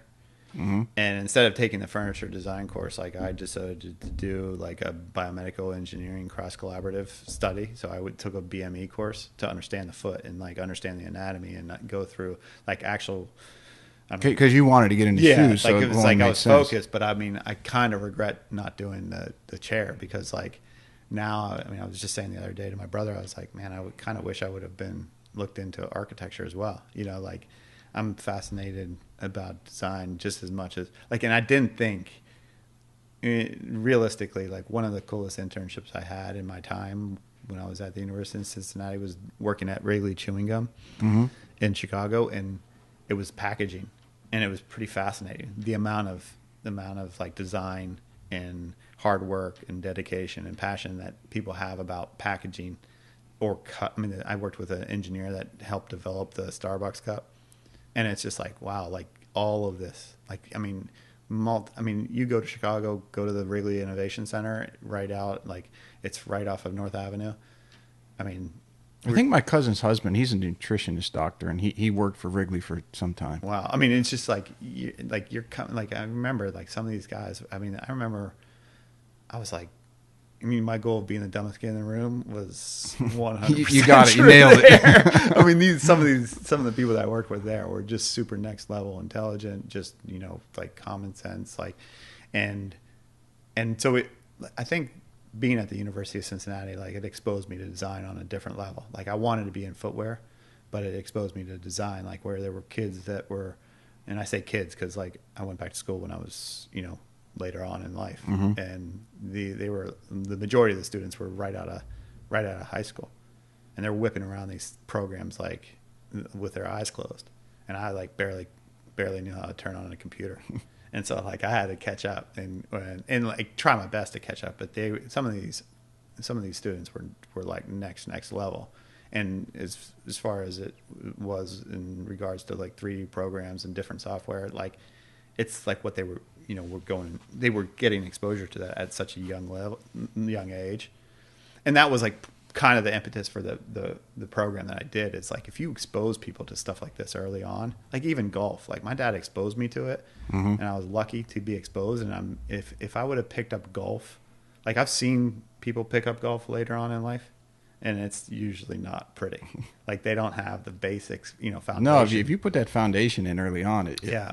The old adage is like riding a bike. Right. I mean, I wouldn't never say golf is like riding a bike for me, because Chris says I played military golf, but like, but yeah, like, if you're exposed to it, like I said, like, some of the students that I was in school with, they were exposed to some of these software design programs like in 6th grade.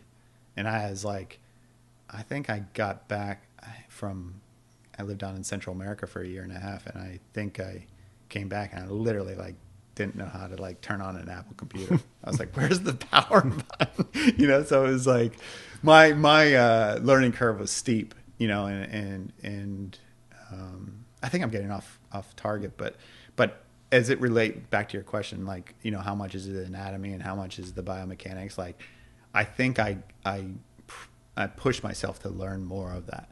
And I still need to learn. Because that would get to the behind the inner workings, the functionality of what the shoe design. Right. And I think like, I think like realistically, like, I have a goal of like eventually starting my own brand at some point, like depending, brand of shoes.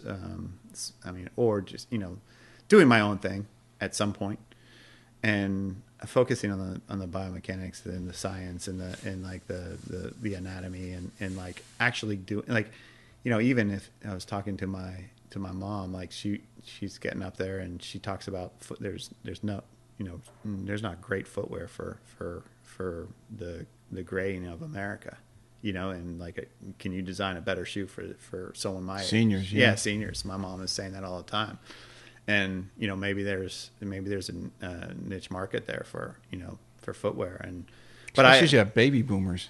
I mean, they're right. all the fifth. What are they now? 60 plus. Yeah. Well, I mean, even for my, I mean, like, it's just when I think about all my friends, like, half of my text messages that I get these days are like people asking me what kind of shoes they should wear. When they're dealing with like plantar fasciitis, or like they have like a bunion, or whatever it may be, they're like asking me, and I'm like, man, test it out, try it out. Like, I don't have the magic wand, but like, I think I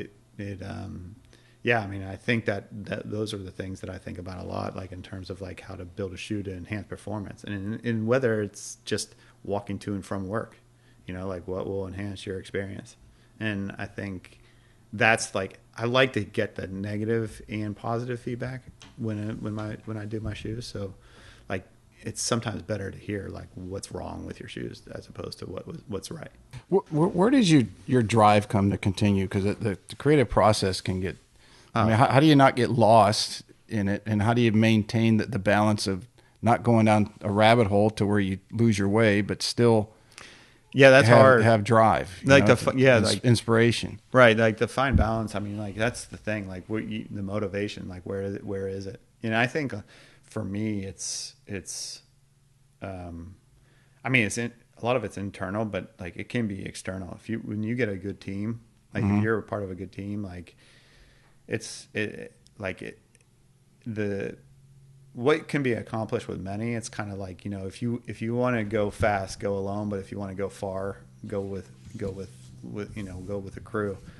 That's not actually the quote. I mean, there's a I forget what the quote is, but it's like if you want to go fast, close enough. Something. I mean, look it up. But I mean, that shit's real as far as I'm concerned. Like if you like a team, like can supply that motivation, can supply like the passion, can like you're having a down day where you're feeling like I don't want to do shit today. You're with someone who's like, man, come on, like we're on the crux of like, like, we're almost there. Yeah, like let's go, like, and it's like that, like it takes a village type of thing,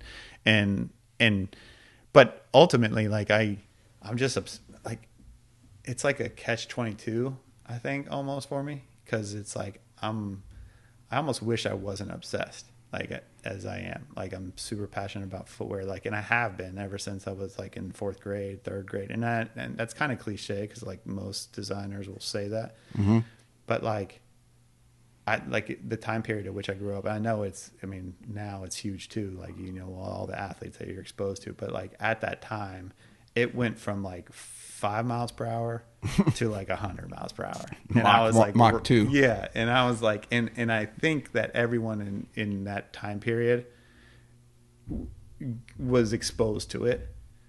But I, for some reason, was just like, it was like my own, like, I mean, it was, footwear became like an obsession for me at young. And to the point where my folks were really not psyched. They were not happy that I chose to be obsessed, and I was drawing shoes and like coloring them. I remember my brother's friend asked me to design it was a Nike Dunk, and I'm like, you pick the colors, I'll do it. And he wanted pink and black, and I called it the Air Yazoo. His name was Mark Yazinski, and awesome golfer too, real good golfer, and I did it for him, and he was, psyched, and he was just like, your little brother's kind of a psycho, drawing shoes all the time. And I was like, but I also like got away from it too, like I got into sports, and sports was like my North Star. So like, but I mean, again, shoes was part of the uniform. So it was like, even when I was, going to school, it was like, I had to have a pretty decent pair of kicks, or else like, something the world wasn't right. Right. Yeah. I mean, it was, and it was an obsession, but like, even to today, like I look at what people are wearing on their feet. Like that's the first thing I look at. Like I just always say like, hey, don't, when I'm with my close friends, like, don't think I'm like eyeing up somebody. I'm just looking at their shoes, because like some people might get taken aback if I like up and down them. I'm usually just looking at their shoes. No, I'm just design shoes. Don't worry about it. Yeah, but yeah, I mean, I'm super passionate about it, and I like to share the wealth too. Like I talk to young kids coming up the ranks. Like it's a super identifiable product. Like every kid, my nephews, my nieces. How much do shoes play a role in culture? I mean, there's courses at university levels talking about the influence of footwear in our culture. Like how, I mean, like you go down the ranks. I mean, like James Dean had an issue, Mm-hmm. like, I mean, talk about Run DMC, they had their shoe, like you, and like, and it's still to this day, like, there's uniform. I mean, there's people that like swear by a certain shoe. I mean, like, look at what's happening with hip hop culture. Look at what's happening even in like, I mean, I went saw a band in New York City in Madison Square Garden on New Year's Eve. I think it was New Year's Eve, but it was all J, and they were all wearing Nike. Nike shirt. I mean, I think they might be even given the product by Nike. I'm not positive, but like, I mean, just look at, even Puma. I mean, Jay-Z. I mean, it's as much a part of culture as any other. I mean, probably more than any. When I was doing the Tread project, actually, the partner Jens, he was like, why don't we just make it about like less about, because he was worried about like they're spending too much money on these shoes. They need to be, focusing on like saving their money. I was like, he's like, we should make it about designing toothbrushes. And I was like, it won't have the same impact. No, shoes like a representation of somebody. Right. So it's like, it's intertwined with culture, like on almost every level. I mean, the golf culture as well. Like, I mean, like nowadays, like, you know what they're wearing. You know what every athlete's wearing on their foot. I mean, I can go down the ranks of almost every golfer and know what brand they are. And young kids are the same. They know. They know what Ricky is wearing. Yeah, whatever Ricky's been paid, Cobra Puma's made it back quite a few times over. Well, I mean, the influence he has on just, I mean, even adults, like I mean, I remember I was walking in I forget what airport it was. It was either LaGuardia or, actually, no, I think it was, I think it was across the river, New Jersey, Newark. I was in Newark Airport, and out of the corner of my eye, I saw Saquon Barkley. Mm-hmm.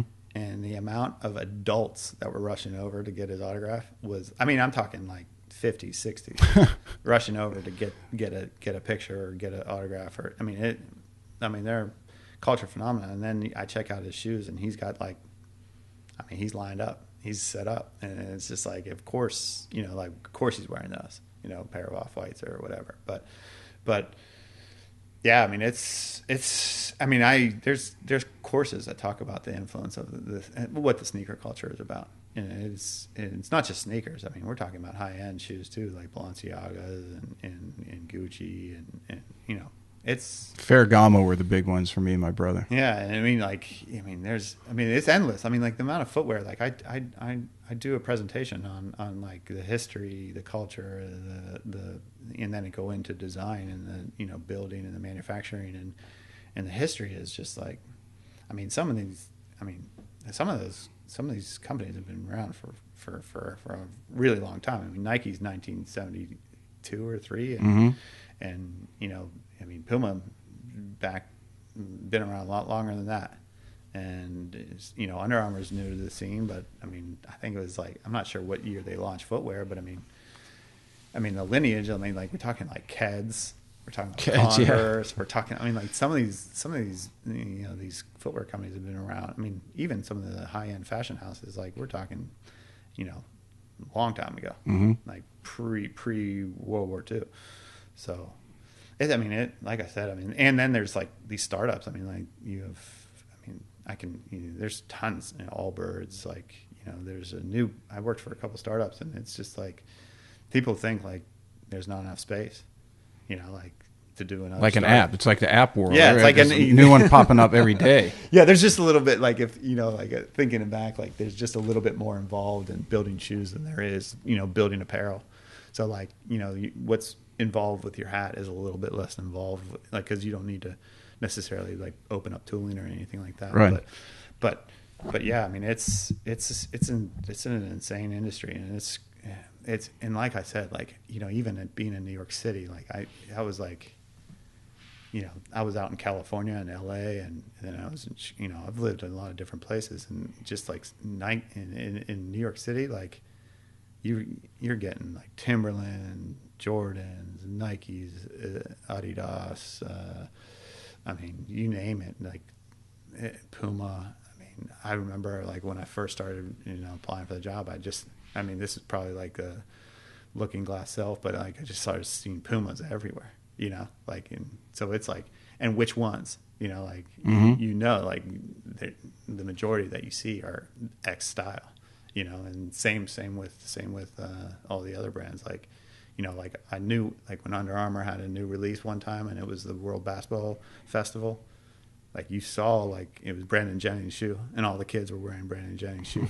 like same with Steph Curry, like they're wearing Steph's, like when he did that little, I think it was like Fruity Pebble one, the kids were wearing it. I'd walk by the parks, it's the same thing, but like New York was like, it was insane, and the amount of people in that culture, like the sneaker boutique shops that you go to, like Flight Club and whatnot, it's another level, and that is translating to golf.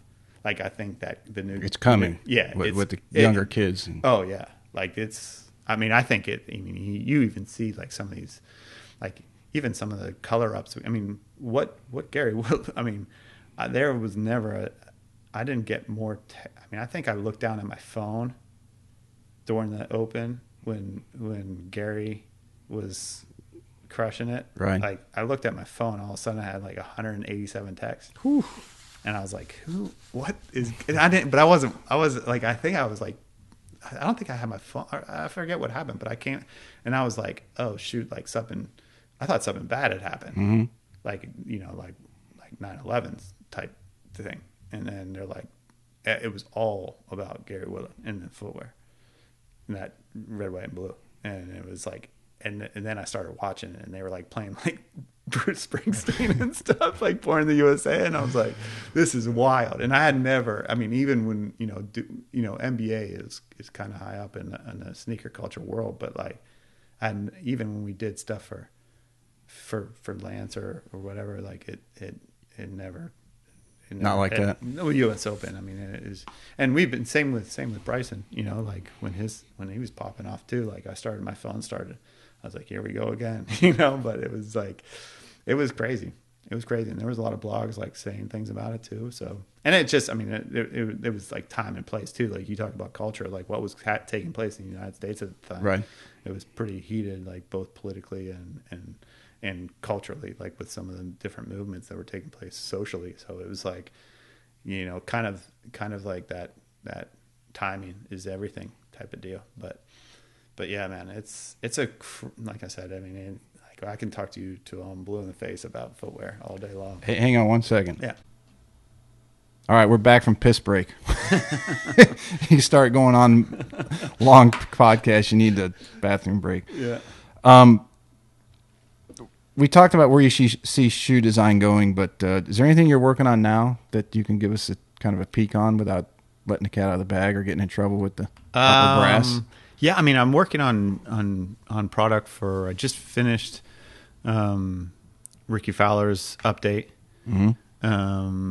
Did a high top kind of like offshoot from that he's currently wearing, and I believe today.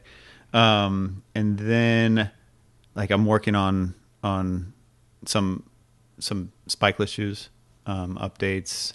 Is that for golf or just golf shoes that would be spikeless for daily use? It's I mean for both. I mean, obviously most of the pros want spikes. Mm-hmm. But some of them are starting to wear like some spikeless. So the goal is like we're messing with TPUs and different compounds to hopefully see if they would entertain the idea of a spikeless. But we're doing some pretty innovative stuff. I would say like some of the product that's coming down the pipeline is going to be. I mean, we're doing a lot of like research with compounds, foam compounds, whether it be EVA or PU or whatever the compound may be, a percentage of TPE or whatever TPU. Like that's like the kind of like the materials are like starting to be front and center in the game. But yeah, like for Bryson, I mean, like his swing speed and like the amount of pressure that he's putting onto his products, like mm-hmm. whether it's the club or the shoes, like we're exploring that. Gary's the same. I mean, like when he hits, I mean, like, yeah, he's not a short hitter by no, any. He's putting like some serious force in there. Yeah, and I had the opportunity to talk with all these guys, and like get their insights and like what they're looking for. And we're just trying to push the envelope, like, focus most on innovation. As far as the designs go, like there's like that fine balance between like what the pros want and what's commercial and what will sell. So you play that. It's like a dance, Mm-hmm. But I would say like currently right now, we're starting to look into, SS23, spring, summer 23. And, like whether it's, sorry about that. Whether it's, I don't even know. Sorry. Yeah, I mean, I think we're just trying to push. Like we're just trying to find that sweet spot where it's both everyday use and high performance. A hybrid. Yeah, model. Like a hybrid, and whether it's like a lot of people are liking slip-ons, booty construction, where lace becomes less important or the disc becomes less important. You still get that snug fit, but you can untie the laces a little bit, not choke them out as much. But it's like I was said, like golf, like it's the build of the shoes is I mean, it's very involved. Like I think that the performance and the materials and just the overall innovation that's taken place in this space is incredible. Like some of the most sophisticated builds that I've done in my career, I would say. And there's since they're playing on natural surfaces, weather, inclement weather, and waterproof, it's way more involved. And like the team that we work with is like, focusing on so many different aspects of it. What will this do when we're walking on the pavement? What will this do when we're walking on grass? How does it perform in sand? How does it perform on the greens? How does it perform in the rough? And like it's exciting. Like that's the part that like you have the real opportunity to enhance performance. So is creativity in that sense more problem solving? Yeah, yeah, for sure. I think that's like, or that's a large part of the equation. Yeah. I think like sometimes like when you're working with creatives, like their minds work differently, and my mind might work differently than the business side of the like a sales rep or whoever. But like. And the process is like key for me. Is like I have a process, and like it might be different than the designer that was there before me, or probably be different than the person after me. But like for me, like you start with like the essentials of like a good shape, a good silhouette, a good a starting point. Like what the silhouette looks like. What's going to be the direction of the upper, the top, the upper part of the that shoe. Holds your foot in place. Right. Yeah. Yeah. Like, are we going to use laces? Are we going to use a disc? Or are we going to use an alternate, lacing system? And then like, do we want this to be a, EVA midsole, PU midsole? Like, go from there and then get the fit right. Make sure it's comfortable, because like, like you pull it out of a box if it doesn't fit. Like I said earlier, and then comfort, like, is it comfortable to wear this for 4 hours? Because golf isn't, like a 40-minute sport or a, in today's world that they want it now, it's like people don't want to play 5 rounds to break in their shoes. Right. They want it comfortable right out of the box. Right. So out of the box is crucial. And then, like I said, style, like being, like those 4, fit, comfort, performance, and style, like they're all pieces of that puzzle. And if there's pieces missing, like whether it's the style, the aesthetic, or the performance, like it's not, it probably won't translate well. So it can be intense at times and stressful at times, and even more so now a little bit because of the pandemic, because we're doing less, we're not traveling overseas, so a lot of our communication is back and forth, across several time zones. So yeah, I mean, it's like when I was a kid, like I just thought it showed up on the shelf at Foot Locker, or Dick's Sporting Goods. And I was like, wow, like this is amazing. Like I love this, like love this cleat, or I love this basketball shoe. But I didn't know what went into it. And now that I know what goes into it and how many people are involved and how many hands it touches and everything, it's like, I wish that it was easy as just me drawing something and coming up with this crazy idea that, whether it be like, suspension in the heel or whatever, or like a lockdown mechanism, an alternate lacing system. Like, and I was like, I guess the next Tinker Hatfield. Yeah. How many decades did they work on that shoe that was in Back to the Future? Oh yeah. That self-lacing. Yeah. I mean, it's like, and then you see some of it, like even in the world of like social media and in like, like all the different, platforms like LinkedIn and stuff, you see some of the people that are working on products, like what their emphasis is on. They have like a degree in mechanical engineering with a, like a master's in biomechanics, like it starts getting to be at a place where it's like you're in a room with a lot of like heavy hitters. And like I said, like one of the places, like I would say Wrigley was like, I was meeting with a guy who helped develop the Pringle chip. Wow. And I'm like, Pretty cool. yeah, I'm like, where, like, but he was like the way his mind worked, and then I was working with another kid who, I mean, he was not a kid, but he was building a system where like if there was any imperfection, it would create a gate that would not allow the piece of gum to travel through the conveyor belt. And I'm like, and that's like when you see some of these heavy machineries, like whether it's a drill or, like someone's actually designing, building it, engineering all the specs and like the industrial design portion of it is like making it beautiful. Mm-hmm. But you also have to know like how it works and what's on the inside and read blueprints and get down to like the, You need to be like the Tony Stark of the shoe industry. well, Tony's, yeah, like that's the thing. I mean, industrial designers are like, I mean, that was some of the crazy things that I was getting exposed to in college is like seeing some of these programs and seeing like, like with the capabilities and, like it would crash if you couldn't do an undercut or like manufacturer capabilities were not possible.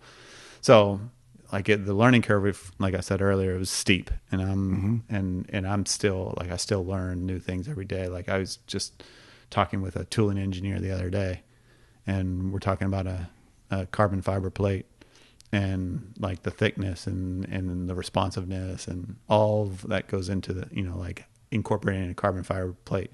And then you get to a place where you're like, oh, that's awesome. Let's do that. And they're like, oh yeah, by the way, it's going to be like, X amount of dollars.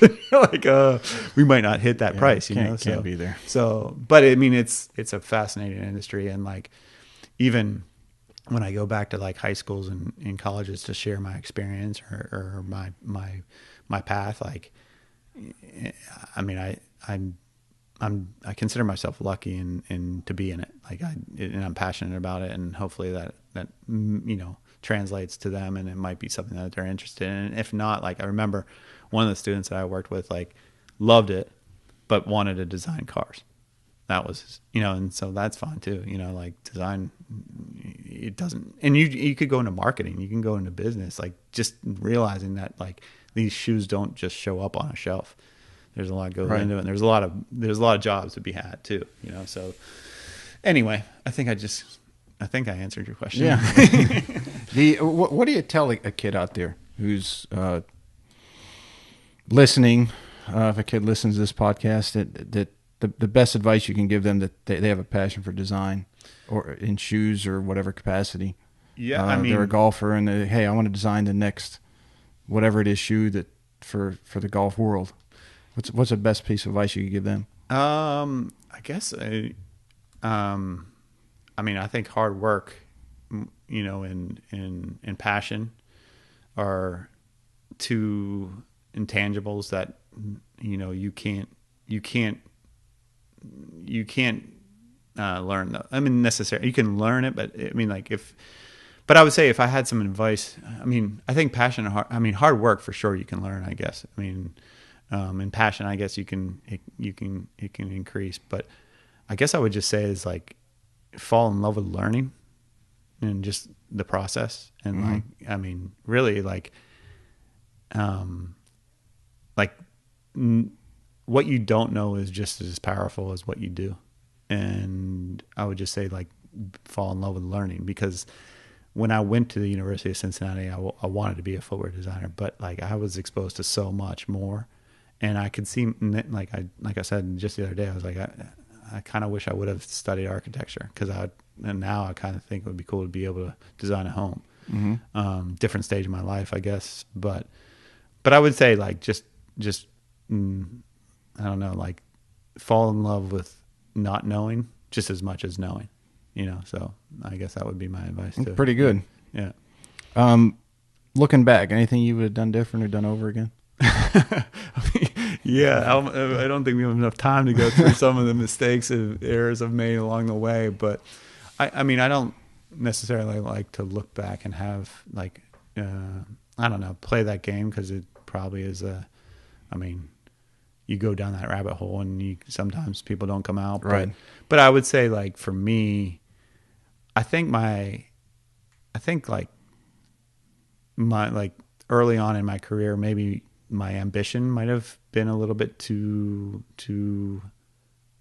great. Like I think I maybe should have just like appreciated where I was at that time and place, but I was like always looking for what's next thing. Yeah, and I think like in the pursuit of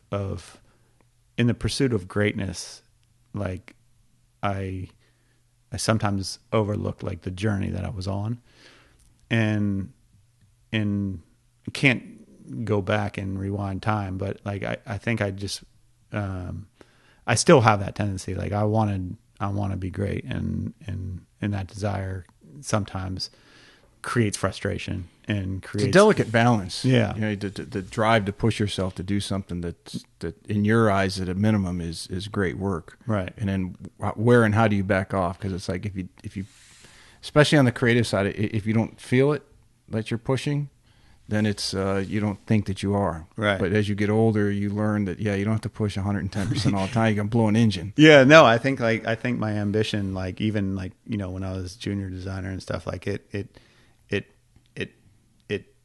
may have created some problems with, you know, people that were up the pecking order, you know, perhaps. But at the same time, it's just like, I don't know. I mean, I think we talked about it a little earlier about like, you know, it's not necessarily radical, but like you want to leave your mark and you want to, you know, do something worthwhile, you know, and like be a part of something bigger.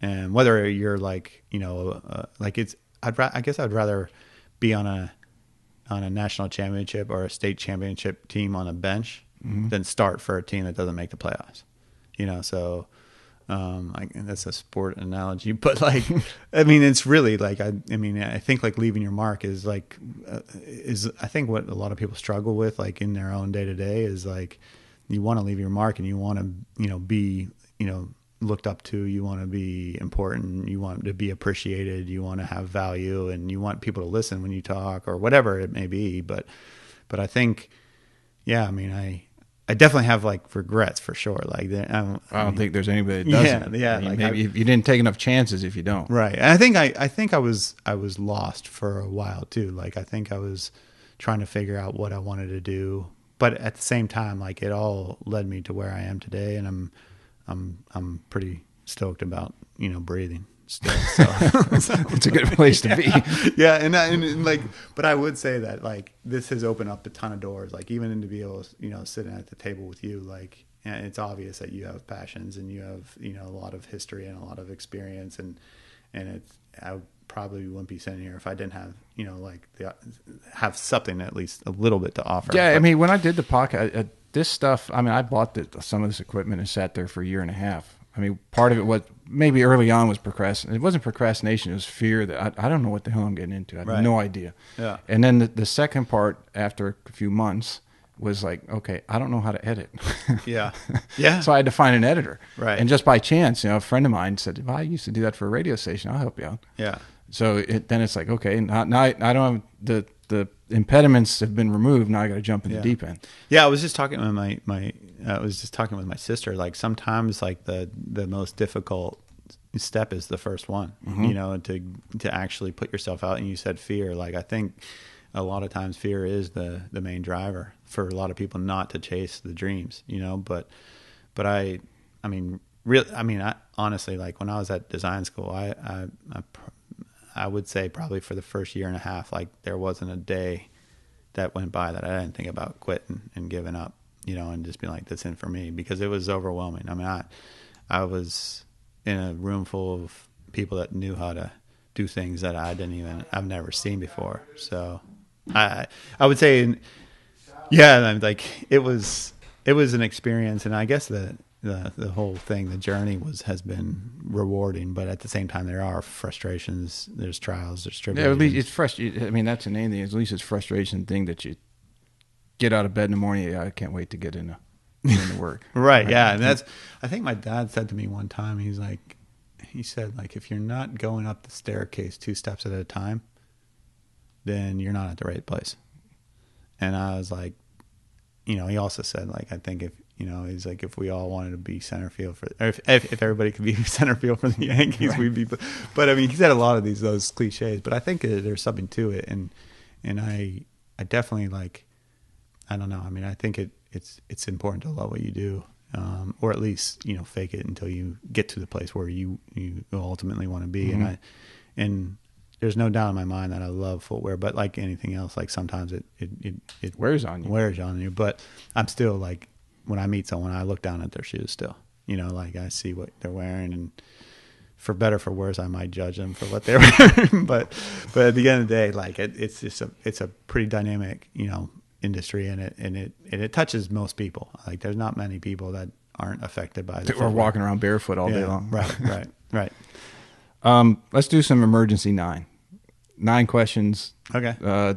Here is the end. One word answer. However you want to. Some people, I mean, emergency 9 is supposed to be. I'll keep it short. Quick, and so some people have gone like half hour extra. So however it pans out. I'll try to be short because I can get long winded, and that's probably another thing I need to work on. I tried to phrase a question so they're easy. Okay. All right. So this one I give to about everybody. If you were on the Ryder Cup and they have that walk up song now, you're going to be the first one to tee off in the Ryder Cup. What's your walk up song? Oh man, that's a tough one. I would say I love Thunder Road. Okay. Here's a little off the wall one. If you could play one video game the rest of your life, what would it be?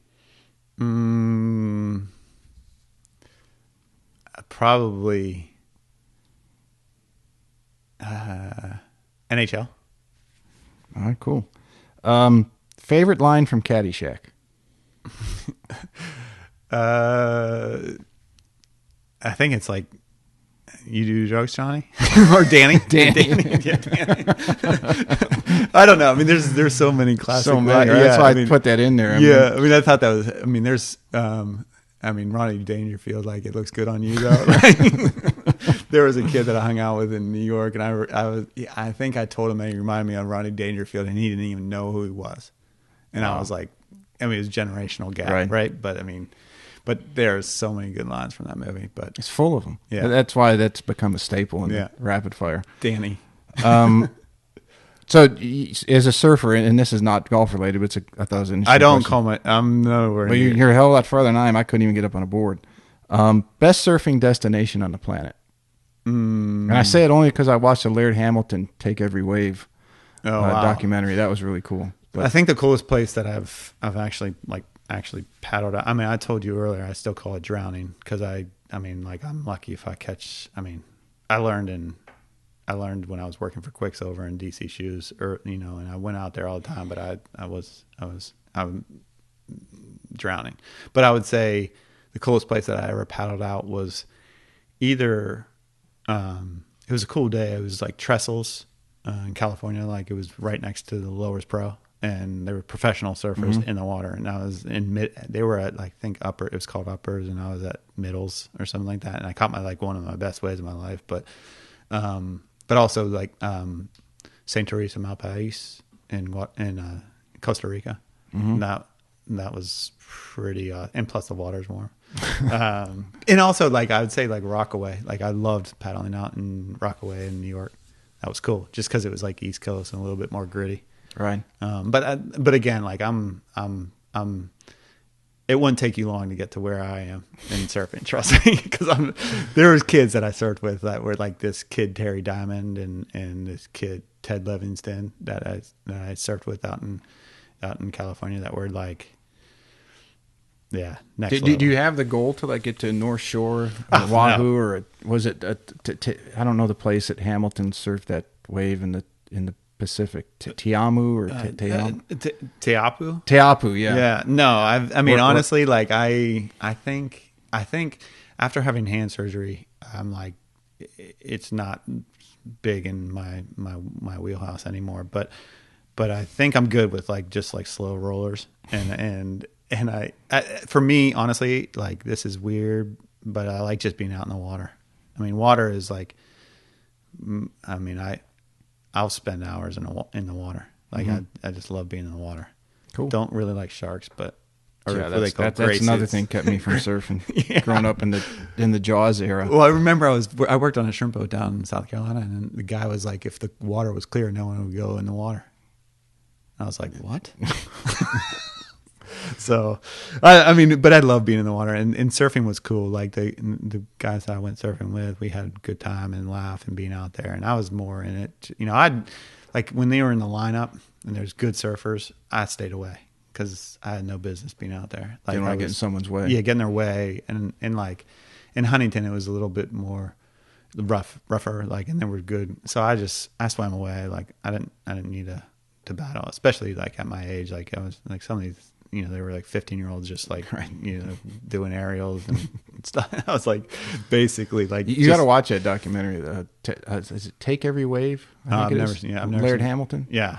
I think it's on Amazon. Yeah. Well, that's it. I mean, it talks about him from a kid where, you know, he got started into surfing and he basically introduced his mom to the guy who became his adopted dad. And he was a big surfer and the whole thing. How he never cared about being judged or competitions. He just wanted to surf and do his thing. And yeah, like I had the fortune to meet some like action sports dudes and they're a different breed. They're like airline pilot, not airline pilot, but fighter pilots. Yeah, it's just a different cut. It was like like Rob Dyrdek,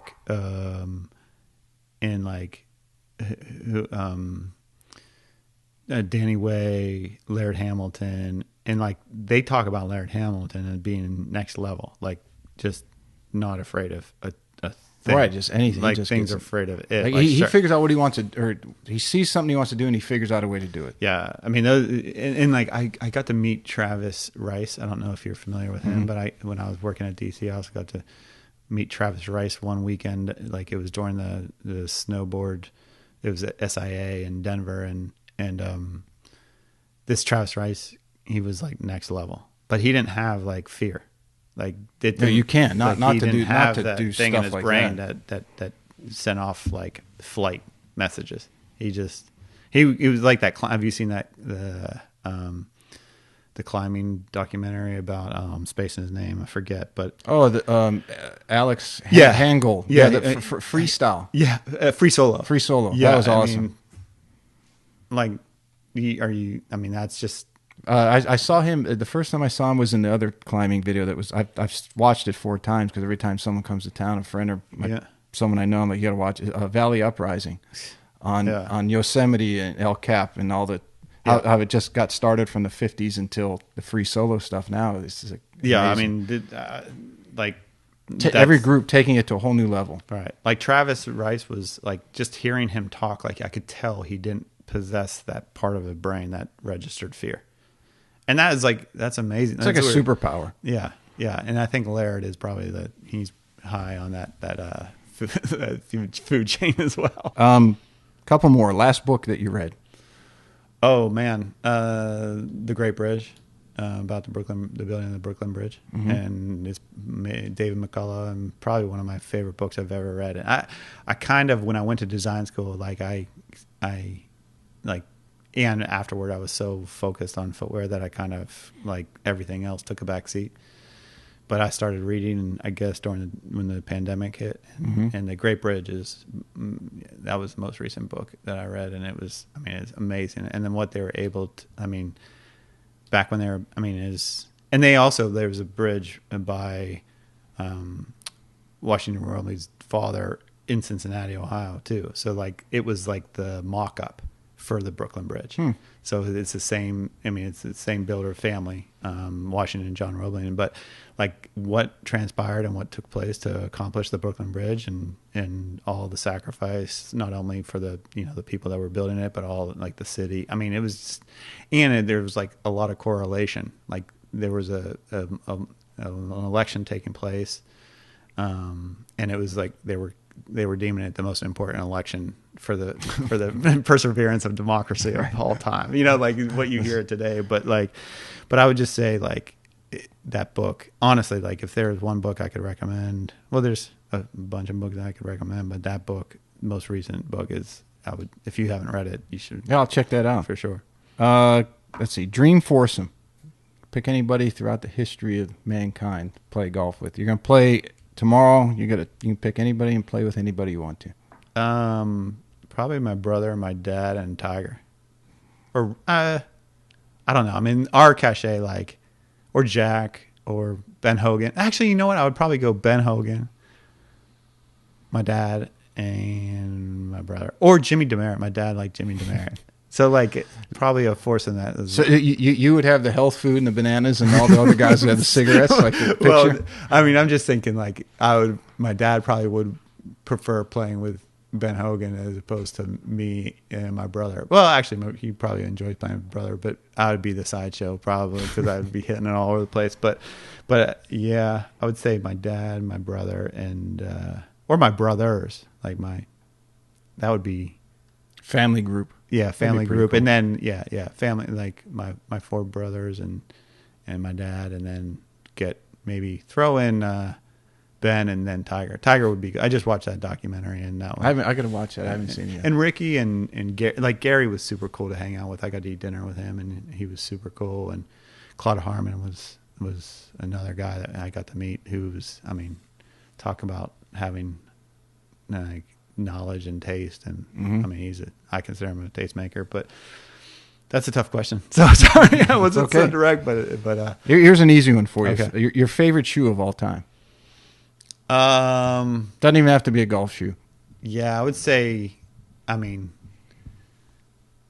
like I said, when my brother on that after his confirmation party, when he opened up that Jordan 3, that was the genesis of your pretty much. That passion. Was like, I mean, the Jordan 1, 2, and 3, those were at like ages when I was like, it's when it bubbled. It just, I mean, the Jordan 1, the Jordan 2, the Converse weapon, like with Larry Bird, and so like, yeah, that's when things started getting weird. But I just remember that night, like and I remember like I had needed to wear like 3 socks to fit into it, and like I don't think it was back in the day where like you didn't wear it anywhere other than just on the court. Right. You didn't want to. Yeah. You didn't soil it. And you would clean it every like toothbrush and soap and cleaning the bottoms after every game, making sure it was squeaky clean. Yeah, that is more nostalgic forever. Because I mean, there's shoes like one of my favorite. I mean, I can give you like the trash talk that Steve Nash wore. Like I love Steve Nash, and what he wore was unreal. Like KD4s are sick. I mean the suede, the Clyde Puma.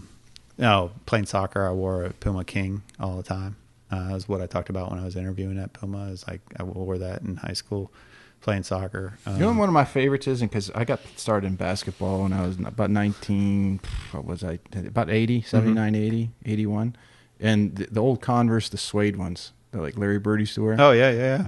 And because obviously Dr. J was the man back then. Oh yeah. And Converse was the thing, but the suede ones that Bird had, I thought those were just the coolest things in the world. Yeah, I just watched a video about like Nolan Richardson when he was talking about his I saw that first episode of like he heard about him and then he saw the picture. Yeah, he was like, damn.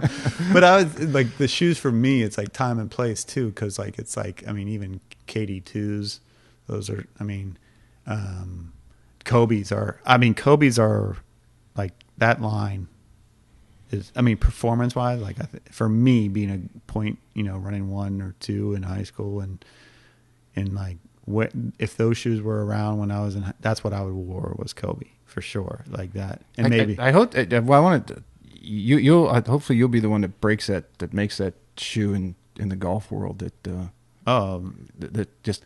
What hopefully you do a to the golf world what Tinker did to the basketball world. That'd be pretty cool. Then I can say, hey, Charlie's on the show. Go check it out. Yeah. Go check out episode 40. What is it, 41 or 42? Or maybe we work together with your concept of, sure, and we collaborate and we do a shoe that changes the game, because realistically that's like, I mean it's nice to work for big brands, and but it's like you're on the shoulders of giants, and you're lucky to have that badge number. But like for me, it'd be cool to like do a startup and like,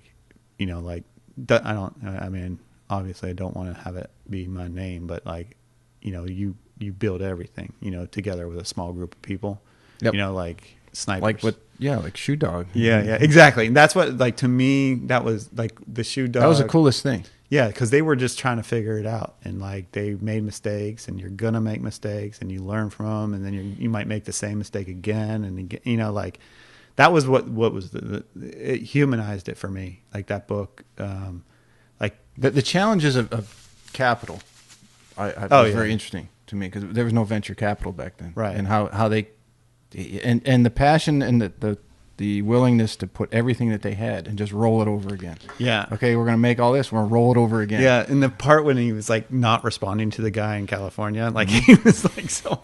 I mean, it was like a ragtag group of people, and they all didn't have the same strength, and they all didn't have the same weaknesses, but they just were committed to it. And I think like that commitment and that that drive and that ambition is like what will separate you. And I think like. They had some luck along the way, and I think you need that too, and timing. Like obviously, like I talk about Pittsburgh a lot because that's where I'm from, but like there's a lot of history with footwear in Pittsburgh, and I think like I subconsciously like was swept up in that, and I didn't even realize it. But Pittsburgh had like but when Jordan, I mean, that story is like well chronicled, but like he could have been at Adidas, or he could have been. He wanted to go to Converse, didn't he? And same thing. His dad talked him into going. I mean, there's so many different. I mean, I'm sure they're like probably the Last Dance. I think he addressed it a little bit, but I think there's all kinds of behind the scenes and like the true stories like come out like later down the road. Yeah, and that's the same thing. Like you hear stories about all these athletes like that. Like they come to fruition. But I would say like it would be cool to like. The story of Phil Knight and the story of Kevin Plank and like the founders, Rudolf Dassler and Adi Dassler, and like it's not like this you hit the ground and sky, like right. You go through stumbles. You're not going to be as Apple and you go from Jaws being worth what a couple $100 to $1 million to 10 to 100 million in 3 years. Right. I mean, they probably had like. Prior leading up to it, they had a lot of hardships along the way. So it's like, I guess you got to take your lumps, and it'd be cool. But yeah, maybe we collaborate and do do that shoe. The last one, as far as the Tiger and Jack debate, greatest of all time. I didn't have I wasn't around when Jack was doing it, but I mean, he has the numbers. Watching Tiger was like electric. I mean, even it made me. It was always on, but when Tiger was crushing it, it made it more exciting. I mean, it was like a phenomenon. And but I'm like people say Ben Hogan's the best of all time. Yes, I think so, of all the questions, I think you're the 42nd episode. It's about split, but there's been a couple that said Hogan.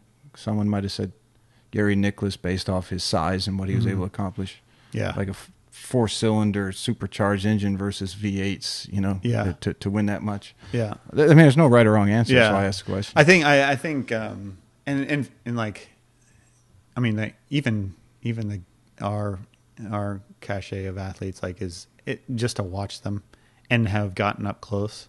Like, I would love to play with all of them and get to know them better and see them play, like Ricky, Gary, Woodland, Lexi. I mean, Ernie Els is in there. I mean, in our, but yeah, I mean, Tiger, I think is like just watching that documentary, like there's probably so much more to it, like they scratched the surface, but I would love to hear the stories. And same with Jack and Arnold, like Arnold Palmer, like he's doing the collaboration. That's why his name's the King. Yeah. I mean, like watching, like, doing some of the Arnold Palmer specific special makeups, like, I mean, learning about him. And then my dad's like, he was from Latrobe, which is right up the road from Pittsburgh.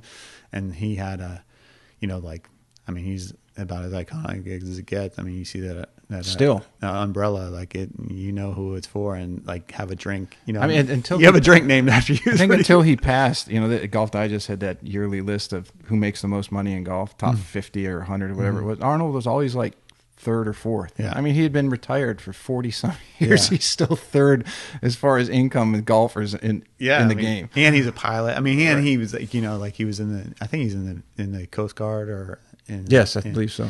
And then, just like, I guess like too, like I think about like when, Chris is kind of a conduit for me to learn more about the game and like hearing about even Payne Stewart, like what Payne Stewart could have been and like what he was and what he could have been. I mean, he had a silhouette that was unmistakable, you know, and Chris said that he was one of the coolest guys on the tour. And like, that's cool to hear too, is like, who are the nice people, who are the people that treat like the attendants and the bag drop guys well. And, that goes a long way with me too, cause I don't know, we put our pants on the same way. You put, like you wake up in the morning and sometimes it's hard to get out of bed and sometimes it's not. So, yeah, I would say like, that's a super tough question, but I think if I was like held to it, I'd probably say, I mean, just cause it's more relevant to I've seen it, like I saw it live, like seeing it live goes a long way. So Tiger, it's your era, but there, I mean, it would be cool to see the old school too, like Arnold and them, Ben and my dad really liked Jimmy Demerit's style, so it'd be cool to kind of hear some of the story. I mean, I love history, so like history, and I like that's what was my focus when I got my Bachelor of Arts, and like I think history like teaches a lot of good lessons. Sometimes we don't listen to them, but we should. But yeah, that's. I mean, yeah, you can't go wrong with it. Well, do you keep a tally of who? I don't on the paper, but it's right around 50-50. So what number am I? You're 41 or 42. Okay. And like I said, it largely depends on the era that somebody grew up in, probably because that's who they watched. Right. Older people tend to pick the Nicklases, younger tend to pick the Tiger. Yeah. And like I said, there's a few others that said Hogan or Player. Right. But yeah, and I get asked all the time, and I've said this over on the podcast. I think Tiger played the best golf. I think Nicklaus has had the best career based off his majors, but also how many times he came in second. I think it's like 36 second places or something like that. Wow. Some crazy number. Yeah, but again, and I always cap it off with asterisk. Tiger's book's not ended yet. Right. He's not done. No, that for sure. And plus, like I think it's like you have to take into consideration like the advancements in technology and innovation too, and like what was like if they had the resources that. Well, there is that, but I think that's detrimental to Tiger, and it has brought more people into the foray of who he had to compete with. You could pick anybody on a tour any given week now that's going to win. Back when Jack was playing, the fields were definitely not as deep. Right, and there wasn't as much money in it. Right. So and then there weren't. Yeah. It's hard to compare eras. It's almost impossible. Yeah. I mean, they do it all the time, and they're doing it now with like Jordan, LeBron, blah blah blah. But numbers like are important, and they're definitely important to me. So 42, 41, I want to know which one I'll definitely let you know. I got to look because they're significant. I mean, like it would be cool to say like I was the 41st, 42nd. But what do you have coming up? You lecturing anywhere people can follow you? Your tread deal, is that YouTube or anything? People, and I'll have that in the link. It's I don't have a website up and running anymore, but like you can find it on Vimeo. It's called Tread Project. I'll put a link in the summary. Yeah, I'll send that to you. And then so I still go to high schools. I went around high schools in the New York City area, quite a few of them actually.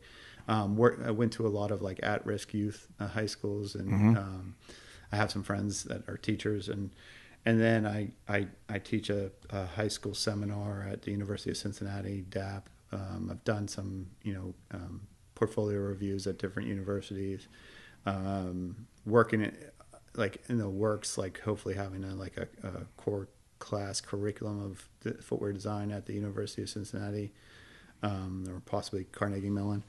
And then I'm on social media, but like I'm trying to, like during this pandemic, man, I'm just like trying to diffuse a little bit of the craziness. Just like the amount of time I spend on like the devices. Cause it's like, I was thinking about it this morning. I was like, I'm no longer going to put the phone near my nightstand because I want to get out of bed. Like I don't want to look at my phone and just like waste time. But yeah, I mean, I'm on social media. find me on like Google, LinkedIn. Well, I'll put all the hashtags of yours in there, and people it. can follow you and like you and see what stuff you're developing, creating. And and I should post more. Like everybody has told me, like I need to improve on like self promotion. But it's kind of like, I don't know.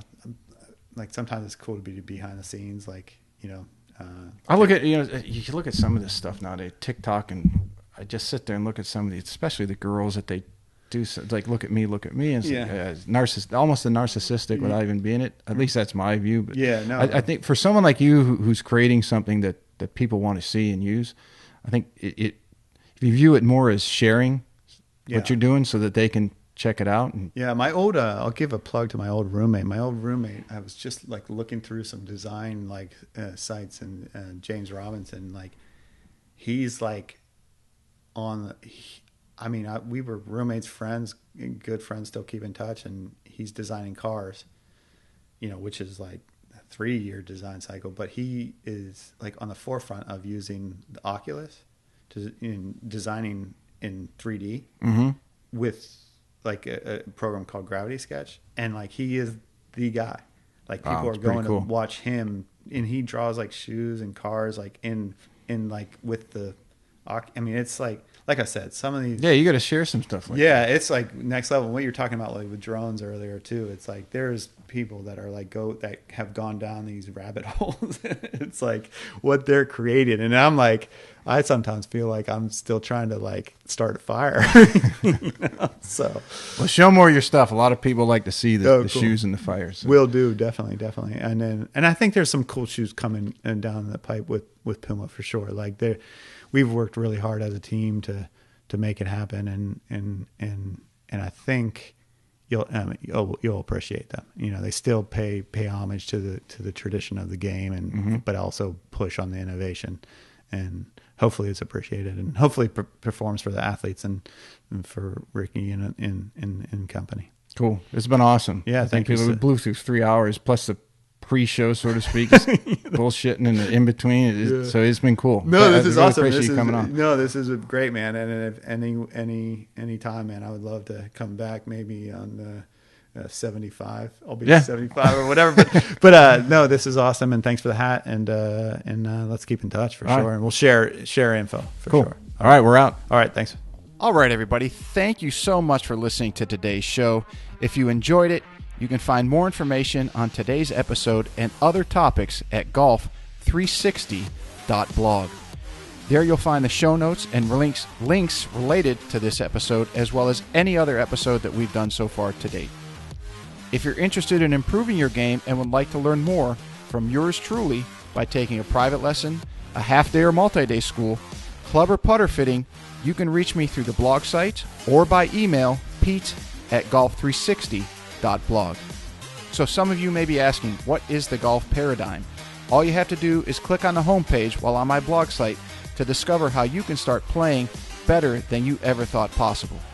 Or you can simply sign up, again, on the blog page for my instructional videos where I give regular tips on all areas of the game to include the swing, club design and fitting, health, fitness and nutrition, the mental aspects, and equally as important, the integration of all those things together.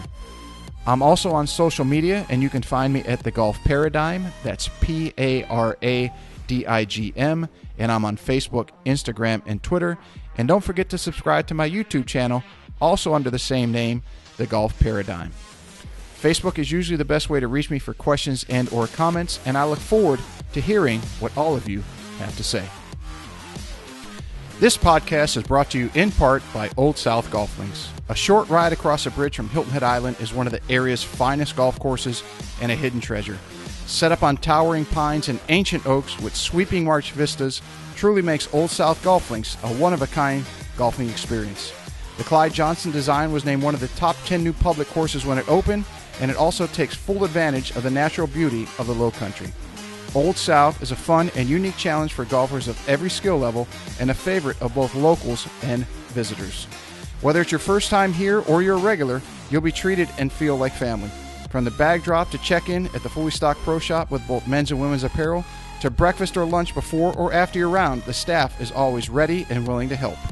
Experience for yourself why Old South is one of the premier golf courses in the Hilton Head area and why it will quickly become a favorite of yours too. Visit them in person or online at www.oldsouthgolf.com, or to make it tee time, simply call the Pro Shop at 843-785-5353.